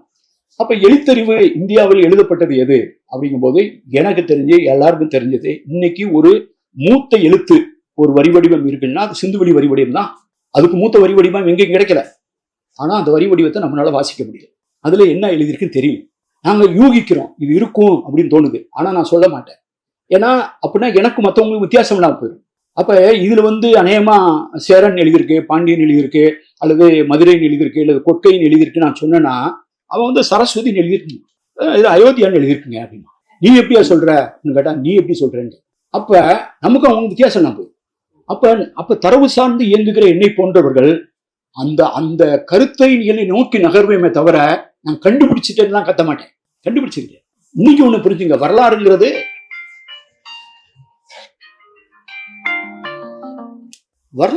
ஒரு ராக்கெட் சயின்ஸ் கிடையாது. ஒரு ஆர்கிமிடிஸ் பிரின்சிபலோ அல்லது நியூட்டனுடைய விதியோ கிடையாது. சயின்ஸே இஸ் கெட்டிங் சேஞ்சுடுங்க. முந்தா நாள் வரைக்கும் தெரிஞ்சதை நீங்க ஆர்டிபிஷியல் இன்டெலிஜென்ஸ் வந்து வேற மாதிரி சொல்றான். ஸ்டெம் செல் போட்டுட்டு இருக்கான். இன்னும் ஒரு 50 வருஷத்துல எவனும் சாக மாட்டான்னு வேற சொல்றான். அப்ப ஹிஸ்டரி சயின்ஸே கொஸ்டினுக்கு ஆகும் பொழுது நீ எழுதியிருக்க வரலாறுல என்ன, நீ எழுதியிருக்க இலக்கியம்னா என்ன? It's not there is nothing great about it. அப்ப இவ்வளவு பதற்றம் அடைய வேண்டிய தேவையில்லை. ஒரு ஆள் எழுதியிருக்காரு, சரி இந்த கல்வி அறிவுன்னு நம்ம பத்தி பேச ஆரம்பிச்சோம். அங்கே எழுதியிருக்கு, என்ன எழுதியிருக்கு? சில விஷயங்களை கீறி இருக்காங்க. அந்த கீறி இருக்கக்கூடிய இதெல்லாம் நீங்க பாத்தீங்கன்னா நீங்க வந்து கூகுள் பண்ணி அதாவது Indus science and graffiti in Tamil Nadu morphological ஸ்டடின்னு போடுங்க. இங்கிலீஷ்லேயே ஒன்று வரும், தமிழ்லேயே ஒன்று வரும். தமிழ் வெர்ச்சுவல் அகாடமி, தமிழ் நூலக டிஜிட்டல் லைப்ரரியில் you can download both PDF copy என்கிட்ட கூட இருக்கு. இப்போ அதில் கிடைக்கக்கூடிய சான்றுகளில் பார்த்தீங்கன்னா ஃபர்ஸ்ட் வந்து சிந்துவெளி எழுத்தை நம்ம வாசிக்க முடியல. சிந்துவெளியில் இருக்கக்கூடிய குறியீடுகள் சில இருக்கு. அந்த குறிக்கு வந்து சைன்னு பேர் கொடுத்துருக்கான் ஆராய்ச்சியாளர்கள். நம்மகிட்ட தோன்றும் போது அதே குறியீடு தான் இருக்கு. இதுக்கு கிராஃபிட்டின்னு பேர் கொடுத்துருக்கான். இதுக்கு பேர் கிராஃபிட்டியா, அதுக்கு பேர் சைனா. இன்னும் சைனுன்னு சொல்லி, இல்லைன்னா கிராஃபிட்டி, அதுவும் கிராஃபிட்டி, இதுவும் கிராஃபிட்டின்னு சொல்லி. இப்ப ராஜன் சிவானந்தம் 2 பேரும் சேர்ந்து அதை தெளிவா ஸ்டடி பண்ணி இப்ப நாங்க வந்து அதை டிஜிட்டைஸ் பண்ணிட்டு இருக்கோம். இப்ப நீங்க பாத்தீங்கன்னா இதுல வர இந்த புத்தகத்தை நீங்க எடுத்து பாத்தீங்கன்னா ஆங்கிலத்திலேயும் தமிழ்லயும் இருக்கும். Book of this Indus science, இந்த book Indus science and graffiti marker. 15,000க்கும் மேற்பட்ட பானைக்கீரல்கள்ல வந்து தமிழ்நாட்டில் வந்து கிராஃபிட்டி கிடைக்கும். இந்தியாவில் கிராஃபிட்டி அப்படின்னு ஒன்று கிடைச்சா 90% கிராஃபிட்டி தமிழ்நாட்டில் தான் கிடைக்குது. ஏன் உத்தரப்பிரதேசம் கிடைக்கல? ஏன் மத்திய பிரதேசம் அந்த இடத்துல கிடைக்கல? கிராஃபிட்டி ஏன் இந்த சைடில் மட்டும் இப்படி வருது? அப்போ கிராஃபிட்டியில் வந்து 90% இங்கே கிடைக்குது. கிராஃபிட்டின்னு ஒன்று குறியீடுகள் எழுதப்பட்டிருந்தா பானை ஓடல, அது கருப்பு சிவப்பு பாண்டத்தில் மட்டும்தான் எழுதப்பட்டிருக்கிறது. என்னுடைய புக்ல பாட் ரூட் அப்படின்னு தொடர்ந்து பேசிட்டு வரேன். பானை தடம், யானை தடம் மாதிரி. இந்தியாவினுடைய அகில இந்திய பானை என்று ஒன்று இருக்கிறது என்றால் அதன் பெயர் கருப்பு சிவப்பு பாண்டம். கருப்பு சிவப்பு பாண்டம். அந்த கருப்பு சிவப்பு பாண்டத்தில் மட்டும்தான் சிந்துவெளியை ஒத்திய பானைக்கீரல்கள் எழுதப்பட்டுள்ளன. இன்னொரு பானை இருக்கு, பெயிண்டட் கிரேவேர் அப்படின்னு. சாம்பல், பழுப்பான மெருகூட்டப்பட்ட சாம்பல், பெயிண்டட் கிரேவேர். அது வந்து மேல்கங்கை சமவெளியில் இருக்கும். கங்கோத்ரி, யமுனோத்ரி, இந்த ஹரித்வார், அந்த கீழே வந்து ஒரு ஹாஃப் ஆஃப் தி ஒரு உத்தரப்பிரதேஷ் வரைக்கும் வரும். அந்த என்னுடைய புத்தகத்துல ஒரு மேப் போட்டிருக்கேன். இதான் முதல் முறையாக அப்படிப்பட்ட ஒரு மேப் கிரியேட் பண்ணது. அதுல வந்து பெயிண்டட் கிரேவேர்ல இந்த சிந்துவெளி குறியீடுகள் குறிக்கப்படவில்லை என்பது உண்மை. அந்த பாண்டங்கள் தான் ஆரியர் வருகையோடு தொடர்பு படுத்தப்படுகிறது. அதுக்கடுத்து 3வது வரலாற்று கால பாண்டம் என்று சொல்கிற கங்கை வெளி பாண்டத்திற்கு பெயர் வந்து நார்தன் பிளாக் பெயிண்டட் வேர். வடக்கு கருப்பு பளபளப்பட்ட அல்லது மெருகூற்றப்பட்ட பாண்டம் அப்படிங்கிறது. அது வந்து NBPW. அது வந்து ஆதிச்சநல்லூர்ல கொஞ்சம் கிடைக்கும். பெயிண்டட் கிரேவேர் வந்து தென்னிந்தியாவில் நுழைஞ்சதே கிடையாது. இந்த பிளாக் அண்ட் ரெட் வேர் வந்து பிரிஹரப்பன், மெச்சூர் ஹரப்பன், குஜராத் முழுவதா, மகாராஷ்டிரா முழுவதா, சிந்துவெளி பகுதி, என்டையர் தென்னிந்தியா, ஒரிசா, பெங்கால், எங்கெல்லாம் இருக்கோ அது வந்து இந்த பெயிண்டட் கிரேவேரையும் சந்திக்குது. இந்த எழுத்துக்கள் இதில் மட்டும்தான் இருக்கிறது என்பது ஒரு தொடர்ச்சி. அந்த தொடர்ச்சியை தமிழ்நாடு அகழாய்வுகள் தெரிவிக்கின்றன. அப்படின்னா நம்ம பார்க்கணும் எது பொருந்தி போகுதுன்னு. பேசிக் சைன்ல வந்து 60% பொருந்தி போகுது. எல்லா சைனையும் மொத்தமா எடுத்தீங்கன்னா 90%. அப்ப அதை வந்து ராஜனும் புள்ளிவரமா பண்ண போறாங்க. ஒரு ஆல்கிரதமே பண்ணி ஒரு ஃபியூச்சர்ல வந்து ஆர்டிஃபிஷியல் இன்டெலிஜென்ஸ் ஆல்கிரதம் எல்லாம் வந்திருக்காரு. சிந்துவெளியை பற்றி வாசிப்பதற்கு முயற்சி பண்ணிக்கூடிய ஒரு ஆய்வாளர் இங்கே இருக்காரு. ஆக இது வந்து 2வது எழுத்தினுடைய தொடக்கம். இப்ப இந்த எழுத்தினுடைய தொடக்கத்தை பார்க்கும் போதுதான் நிறைய பேருக்கு பதற்றமாகுது. இப்ப சிந்துவெளிக்கு அடுத்து ஒரு எழுத்து கரோஸ்டின்னு ஒரு எழுத்து இருக்கு. அந்த எழுத்து ஆப்கானிஸ்தான் பாகிஸ்தான் பகுதியில் ஒரு காலத்தில் இருந்தது. இப்ப அந்த கிடையாது, கரோஸ்டிங்கிற எழுத்து கிடையாது. அதுக்கு பின்னால ஜேம்ஸ் பிரின்சப் இவங்கெல்லாம் இந்த மௌரியன் பிராமி என்று சொல்லப்படுகிற அசோகன் பிராமின்னு அதுக்கு பேர் கொடுத்தாங்க. தமிழ்நாட்டில் அது மாதிரி எழுத்துக்கள் இருக்கவும் அதுக்கு பேர் தமிழ் பிராமின்னு பேர் கொடுத்தாங்க. இரவத மகாதேவன் எல்லாரும் அதை தமிழ் பிராமின்னு சொல்லுவாங்க. சிலரை அதை அப்ஜெக்ட் பண்ணுவாங்க, அதை தமிழி அப்படிங்கிறாங்க. நான் கூட அதை தமிழி என்று சொல்வதை விரும்புகிறேன். ஏனென்றால் அது ஒரு தனித்துவம் கொண்டதாக இருக்கிறது. அப்ப எழுத்தின் தோற்றம் எங்க வந்தது, எந்த நூற்றாண்டில் இப்படி எழுதப்பட்டது அப்படிங்கிறது எந்த அளவுக்கு முக்கியமோ. நிறைய பேர் இங்க பெரிய வரலாற்று அறிஞர்கள்லாம் வாட்ஸ்அப்ல நிறைய பேர் இருப்பாங்க. கேட்டீங்கன்னா, அதாவது கீழடியை பத்தி பேசினா அவன் உடம்பெல்லாம் பதறுவான். உடம்பெல்லாம் பதறிட்டு புய் 50 வருஷம் முன்னால போட்டாங்க, 100 வருஷம் பின்னால போட்டாங்க, மேலடுக்குல இருந்ததா கீழடுக்குல இருந்ததா, ஒரு அடுக்கு தாளத்துல இருந்ததா, அமர்நாத் இப்படி பண்ணிட்டாரு, அவர் இந்த ஊருக்காரு, அவர் இந்த ஊருக்காரு, இப்படிலாம் இப்ப எந்த ஊரு எந்த ஜாதிக்காரு எல்லாத்தையும் ஆராய்ச்சி பண்ணி அதை பேசுவாங்க. அப்புறம் இன்னொரு சைடு ஒரு நதியை தேடுறியா, எவ்வளவு இன்வெஸ்ட்மெண்ட் பண்ணிருக்க, இதை பத்தி ஆராய்ச்சி பண்ற, எதை வச்சியா நீ இதை சொன்ன, பிறந்தவனா எதை வச்சு நீ பாலம் இருந்துச்சு சொல்றேன்னா அதை பத்தி யாருமே பேசணும், அதை பத்தி கேள்வியும் கேட்கணும். நீங்க இங்க கீழடியில சாதிச்சல் நடக்கிற ஒவ்வொரு 50 வருஷத்துக்கும் 100 வருஷத்துக்கும் ஒரு பெரிய மாபெரும் படையோட நீங்க போராட வேண்டியிருக்கும். அறிவு ஆயுதங்களை தூக்கிட்டு வருவாங்க, உங்களை பொத்தி எப்படி ஒண்ணு இல்லாம பண்ணு. அவர் இவர் சொல்றாரு, பொய் சொல்றாரு, அவரே அங்க போய் சொல்ல போறாரு. அவர் இப்ப இதை காலக்கணிப்பு, இந்த எழுத்து எப்ப தோன்றுச்சு, இந்த எழுத்தினுடைய தோற்றத்தை பற்றி தான் பெரிய அரசியல்.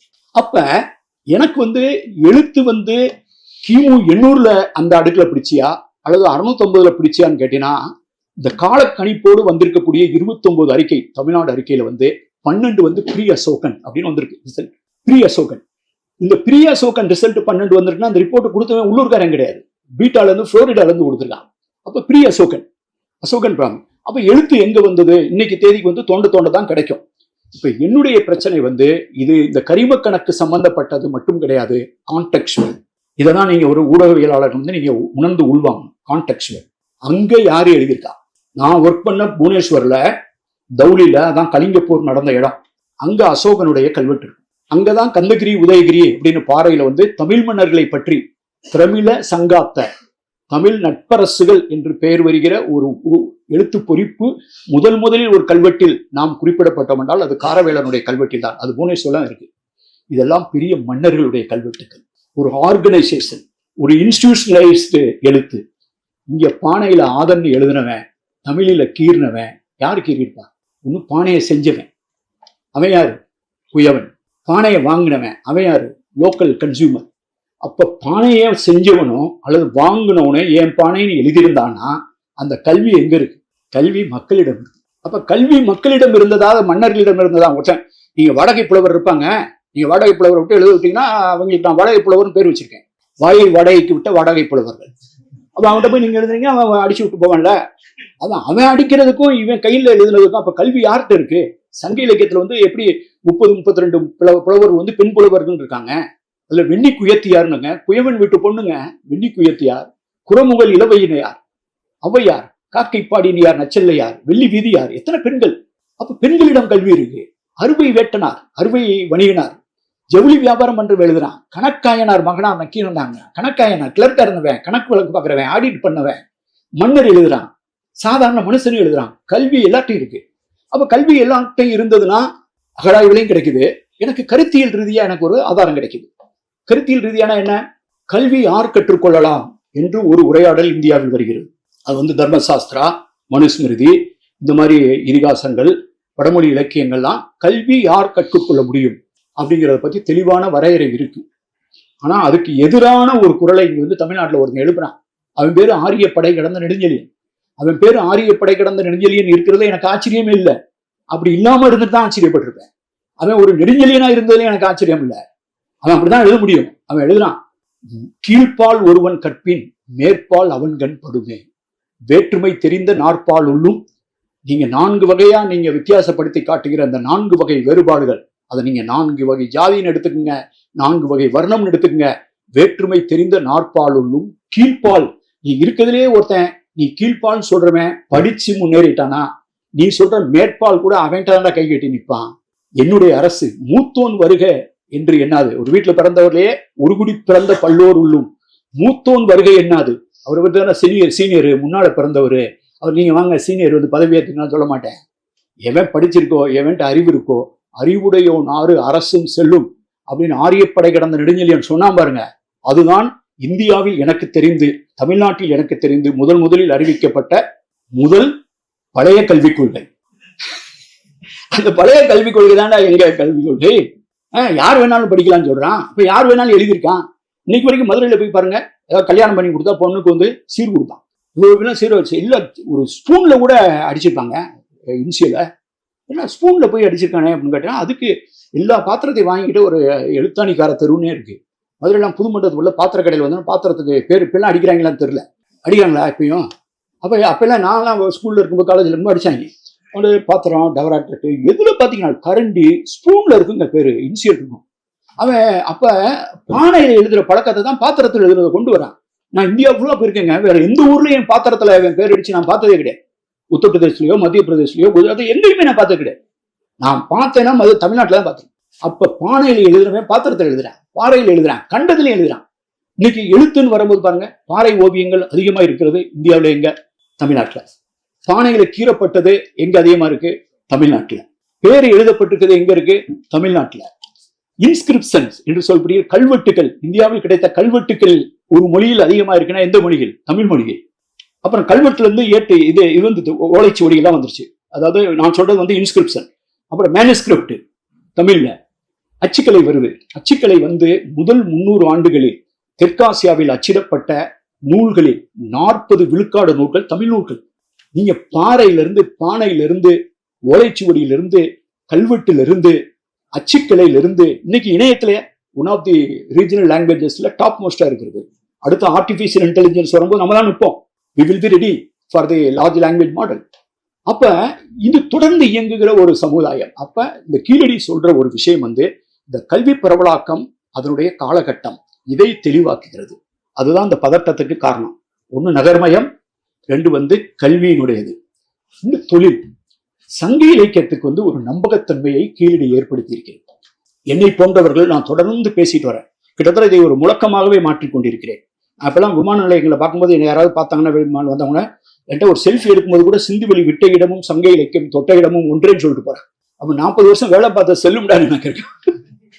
இல்லைன்னா அப்பதான் நம்ம இவ்வளவு நாள் ஒர்க் பண்ணதுக்கு கரெக்டா மைண்ட்ல ஏறி இருக்குன்ட்டு சிந்துவெளி விட்ட இடம் சங்க இலக்கியம் தொட்ட இடம் சொல்லிட்டு போறான் போட்டோ எடுத்துட்டு. அப்ப இன்னைக்கு சிந்துவெளியை பத்தி நம்ம தான் பேசுறோம்.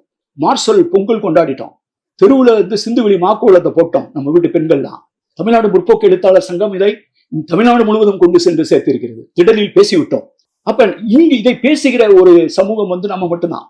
அப்ப அந்த எழுத்தினுடைய அறிவு வந்து முக்கியம். அப்ப தொழில், இந்த சங்க இலக்கியம்னு ஒரு இலக்கியத்தை நம்ம கையில வச்சிருக்கோம். இந்த சங்க இலக்கியம் மாதிரி ஒரு இலக்கியம் இந்தியாவில் இதற்கு இணையான இலக்கியம் இன்னொரு இலக்கியம் இல்லை. நேற்று கூட ஒரு உரையாடல் உலக தமிழ் ஆராய்ச்சியில வந்து அறிஞர்கள் அவைன்னு போட்டிருந்தோம். இந்த சங்க இலக்கியம் நம்ம அந்த பேரை யூஸ் பண்றோமே தவிர இந்த சங்க இலக்கியத்திற்குரிய எல்லா இலக்கியமும் ஒரே பீரியட்னு சொல்ல முடியாது. நேற்று ஒரு அருமையா ஒரு அறிஞர் வந்து சொன்னாரு, இதை வந்து இது முதல் அடுக்கு, இதனுடைய புறநானூறு இத்தனை பாடல்கள், நற்றிணை, குறுந்தொகை இப்படிலாம் சொல்லணும். திருமுருகாற்றுப்படை, அதுல கூடிய பரிபாடல், இதுதான் கடைசி. இதுக்கு நடுவில் வருது கலித்தொகை. அதுக்கு முன்னாடி 4 பிரிவா பிரிச்சு காமிச்சார். இதுதான் பீரியட். இப்ப எல்லாரும் வந்து சங்க இலக்கியத்தை பத்தி பேசும்போது நம்ம ஏதாவது அதுல வந்து சமய சார்பு இல்லை, வந்து தமிழ் சமூகத்தினுடைய மையம் வந்து படைப்பு கடவுள் இல்லை அப்படின்னு நான் நிறைய இடத்துல பேசியிருக்கேன். அது ஏன் சொல்றோம்னு கேட்டீங்கன்னா, திணை கடவுள், திணை சார்ந்த வரலாறு தான் நம்ம அகம் புறம்னு பண்ணும்போது 5 குறிஞ்சி, முல்லை, மருதம், மைதல். அப்போ வந்து அந்த முதல் பொருள் சொல்லும் போது அது ஒரு கருப்பொருள் அப்படின்னு ஒரு பட்டியலை வந்து தொல்காப்பியம் சொல்லும். அந்த கருப்பொருள்ல ஒண்ணுதான் கடவுள். தெய்வம், உணாவே, மா, மரம், புல், பறை, செய்தி, யாழ் அப்படின்னு இந்த 14 லிஸ்டே. ட்ரம்மு, யாழ், மரம், பறவை, இந்த 14ல ஒண்ணுதான் கடவுள். எங்கேயுமே சங்க இலக்கியத்தினுடைய அடியாளகத்துல வந்து கடவுள் உட்கார்ந்து, அது வந்து எத்தனையோ மதங்கள்ல இருக்கலாம். இந்திய உலகத்தில் கூடிய பல மதங்கள்ல வந்து அவங்க எல்லாம் வந்து கடவுள் வந்து படைச்சாரு, ஒரு 5 நாள் படைச்சிட்டு 6வது நாள் 7வது நாள் ரெஸ்ட் எடுத்தாரு கூட எழுதி வச்சுக்கலாம். அப்படிலாம் கிடையாது. தமிழ் சமூகத்தையோ தமிழ் கூறும் நல்லுலகத்தையோ கடவுள் படைக்கவே இல்லை. அதை அப்படி ஒண்ணு சங்க இலக்கியத்தில் எழுதப்படவே இல்லை. அப்புறம் பின்னால் வந்து எல்லாரும் கோட் பண்ணுவாங்க வந்து திருமுருகாற்றுப்படையில ஒரு முருகன் வந்துட்டாரு, ஸ்கந்தன் வந்துட்டாரு, தேவயானை கல்யாணம் பண்ணியிருக்காரு அப்படின்னு. எங்களுக்கு தெரிஞ்ச முருகன் வந்து அடியாளத்தில் இருக்கக்கூடிய முருகன் இந்த தோழிக்கு உரிமை கொடுத்த முருகன், மடவை மன்ற வாலிய முருகே அப்படின்னு சொல்ல அந்த கேள்வி கேட்கறதுக்கு உரிமை கொடுத்த முருகன், அவன் ஒரு கடவுள், காதல் கடவுள். அவன் வந்து குறிஞ்சி நிலத்தில் இருந்தவன். இந்திரன் எங்க மீட் பண்ணார்? அவரு இந்திரனுடைய பொண்ணுதான் தேவயானை. அப்ப இந்த அடுக்குகளை வந்து நம்ம வந்து சங்க இலக்கியத்துல இருக்கு. யாரும் சொல்ல, நான் வந்து எப்பயுமே வந்து சங்க இலக்கியத்து மக்கள் கடவுள் நம்பிக்கையற்றவர்கள் பேசுற அளவுக்கு பைத்தியக்காரன் கிடையாது. சங்க இலக்கிய மக்களுக்கு இறை வழிபாட்டு நம்பிக்கை இருந்திருக்கும், நம்பிக்கை மரபு இருந்திருக்கும். காணமர் செல்வி, கடல்கிளி செல்வி, கொற்றவை அப்படின்னு கடல் சார்ந்த ஒரு பெண் தெய்வங்கள் எத்தனையோ கும்பிட்டு இருக்காங்க. ஆனால் அது வாழ்க்கையினுடைய மையம் இல்லை. உள்நாட்டு வணிகம், வெளிநாட்டு வணிகம். அவன் நெசவு தொழில அவன் அக்கறை கொண்டிருக்கான். கீழடியில் என்ன கிடைக்குது? நெசவு. அந்த நெசவு வந்து சங்க இலக்கியம் எழுது. எங்கேயாவது ஒரு இலக்கியத்துல பெண்களை பார்த்து பருத்தி பெண்டீர் அப்படின்னு சொன்ன ஒரு இலக்கியம் இந்த நாட்டில் எழுதப்பட்டிருக்கா? அப்படின்னா என்ன? Cotton women. அந்த பெண்கள் வந்து இந்த நூலை வாங்கி நூற்கிறாங்க. அவன் வந்து மெட்டீரியலை கொடுத்துப்பான், வியாபாரி பஞ்சை கொடுத்துட்டு நூலை வாங்கியிருப்பான். கன்வர்ஷன் பண்ணதுக்கு இவங்க காசு வாங்கியிருப்பான். அந்த கன்வர்ஷன் வந்து பை குவான்டிட்டி இருக்கிறதுனால நைட்டு வேலை பார்க்குறாங்க. சங்க இலக்கியத்துல பதிவு பண்ணுது, பருத்தி பண்டின் சிறுதி விளக்கத்து. நைட்டு உட்காந்து வீட்டில் நூல் நூத்துட்டு இருக்கா. ஏன்னா அதை கன்வெர்ட் பண்ணி கொடுத்துட்டா காசு கூட கிடைக்கும். அது சங்க இலக்கியம் சொல்லுது. அதே மாதிரி பருத்தி பெண்டின்னு 2 இடத்துல சொல்லுது. ஆளில் பெண்டின் தாளில் செய்த. வீட்டில் அப்பா இல்லை, அப்பா செத்து போயிட்டானா இருக்கும், அல்லது புருஷன் செத்து போயிட்டா இருக்கும், அல்லது புருஷன் ஓடி போயினவனா இருக்கும். ஆளில் பெண்டிருங்கிறது ஆம்பளை ஆள் இல்லாத பெண்கள் சங்க இலக்கியம். அந்த ஆம்பளை ஆள் இல்லாத பெண்கள் தங்களுடைய வாழ்வாதாரத்திற்காக செய்த இந்த பருத்தி தொழில்னால் அவங்களுக்கு பருத்தி பெண்டிருங்க. எங்கேயாவது கேள்விப்பட்டிருக்கீங்களா? மோர் விற்கிறா, பால் விற்கிறா, நெய் விற்கிறா, தயிர் விற்கிறா. எல்லாத்தையும் விற்று அந்த பெண்ணு வந்து கையில காசு கிடைக்குது. அவளுக்கு ஒன்று தோணுது, தங்க நகை வாங்கலாமான்னு. தங்க நகை வாங்கலாமும் போது அந்த அந்த அந்த எண்ணத்தை கடத்தி வச்சுட்டு சினையா இருக்க 2 மாட்டை வாங்கி கட்டலாம். ஒரு எருமை மாடு, ஒரு பசு மாடு. ஏன்னா திருப்பி வீட்டோட இன்கம் தருகிறாங்க. மதுரையில நைட்டு ஃபுல்லா தூங்காம சாப்பிட்டுட்டு இருக்காங்க மதுரைக்காரங்க. கடை 12 மணிக்கு மேல, நடுஜாமத்துக்கு மேல ஒரு பெண்ணு வந்து கடையை அடைக்கிறா. அவன் நகை போட்டிருக்கா. அப்போ உழைக்கும் பெண்களை பற்றி நீங்க கீழடியில அந்த நெசவு தொழில் கிடைக்குது. அதை தான் சங்க இலக்கியம் சொல்லுது. பகடை, லோத்தல்ல கிடைச்ச பகடை மொகஞ்சோதராவிலும் ஹரப்பாவிலும் கிடைக்குது. அது கனசதர பகடை. அந்த பகடை தான் குஜராத்ல கிடைக்குது. அந்த பகடை கீழடியில் கிடைக்கிறது. அந்த பகடையை சங்க இலக்கியம் பதிவு செய்கிறது. ஆக 3வது காரணம், ஒண்ணு வந்து வரலாற்று நகர்மயத்தினுடைய தொடக்கம் எங்கு என்பதற்கான புரிதலை புரட்டி போட்டிருக்கிறது. 2வது கல்வி அறிவு எழுத்தறிவினுடைய தொடக்கம் பற்றிய புரிதலை அது புரட்டி போடுகிறது. 3வது சங்க இலக்கியத்தினுடைய நம்பகத்தன்மையை அது அதிகரித்து, இதை வந்து சங்க இலக்கியம் என்பது என்னை பொறுத்தவரையில், நான் அடிக்கடி சொல்லிக் கொண்டிருக்கிறேன், உங்களுக்கெல்லாம் நான் கூறியது கூறல் எனக்கு என்னை பொறுத்தவரையில் குற்றமே இல்லை. இதை நீங்க புரிஞ்சுக்கணும் நான் விரும்புறேன்.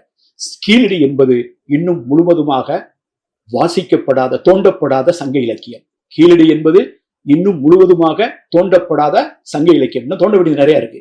சங்க இலக்கியம் என்பது இன்னும் முழுவதுமாக வாசிக்கப்படாத கீழடி.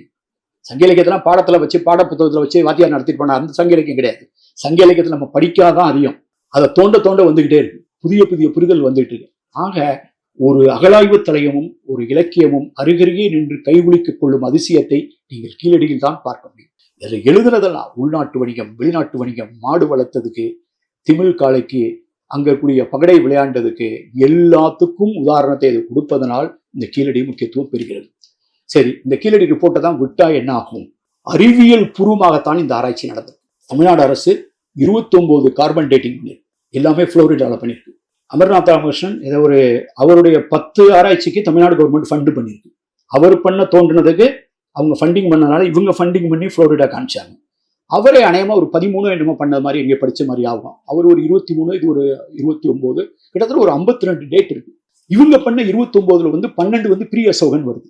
பானையை ஸ்டடி பண்றதுக்கு வெள்ளூர் இன்ஸ்டியூட் ஆஃப் டெக்னாலஜி விஐடியோட சேர்ந்து கூட்டுறவு பண்ணி பிசா பல்கலைக்கழகத்தை அனுப்புறாங்க இத்தாலிக்கு. இந்த மெட்டீரியல் அனுப்புனா டெக்கான் காலேஜுக்கு அனுப்புறாங்க. இந்தியா முழுவதும் இருக்கக்கூடிய அறிவியல் தொழில்நுட்ப கழகங்களுடைய உதவி, வெளிநாட்டில் இருக்கக்கூடிய பல்கலைக்கழகங்கள் தொழில்நுட்ப உதவியோடு இந்த வரலாறு மீட்டமைக்கப்பட்டிருக்கிறது. இதை அப்படின்னா ஏன் சார் இதை வெளியிட மாட்டான்னு சொன்னா, இது புதிய வினாக்களை ஏற்படுத்தும். இப்போது இது சிந்துவெளியின் 100வது ஆண்டிலை கொண்டாடி இருக்கிற இந்த காலகட்டத்தில் மீண்டும் சரஸ்வதி நாகரிகத்தை பற்றிய உரையாடல்கள் மீண்டும் எழுந்திருக்கின்ற சூழலில் இந்த சிந்துவெளி பண்பாட்டினுடைய உரிமை கோரல், தமிழ்நிலம் சார்ந்தது, தமிழ் மக்கள் சார்ந்தது, தொல்தமிழ் மக்கள் சார்ந்தது என்ற உரையாடல் இந்த வரலாற்றை புரட்டி போட்டுவிடும். இதுதான் இதற்கான பின்னணி. இந்த புரிதல், அதுக்காக நம்ம உணர்ச்சி வசப்பட்டு பிரயோஜனமே கிடையாது. There is no point in getting emotional. There is no point. நீங்க வந்து தரவு சார்ந்து இதனால நீங்க தூண்டப்பட்டு நீங்க வந்து நம்மளா கதையெல்லாம் சொல்லக்கூடாது. நான் வந்து ஐ நெவர் பை ஸ்டோரிஸ்.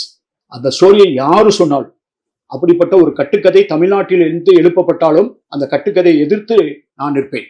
ஏனென்றால் தரவுகள் சார்ந்த வரலாறு மட்டும்தான் நமக்கு தேவை. நாம கொண்டாட வேண்டிய உண்மையான பெருமிதமே இவ்வளவு இருக்கும்போது இல்லாத பெருமையை பேச வேண்டிய தேவை நமக்கு என்ன இருக்கிறது? அதனாலதான் வந்து தரவுகளால் வரலாறு கட்டமைக்கப்பட வேண்டும். இல்லையெனில் கட்டுக்கதைகள் நம் மீது வரலாறு என்ற பெயரில் கட்டவிழ்த்து விடப்படும் என்ற பயம் நமக்கு இருக்கணும்.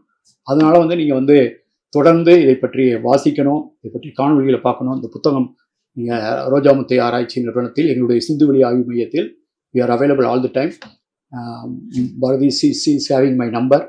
I am available through WhatsApp.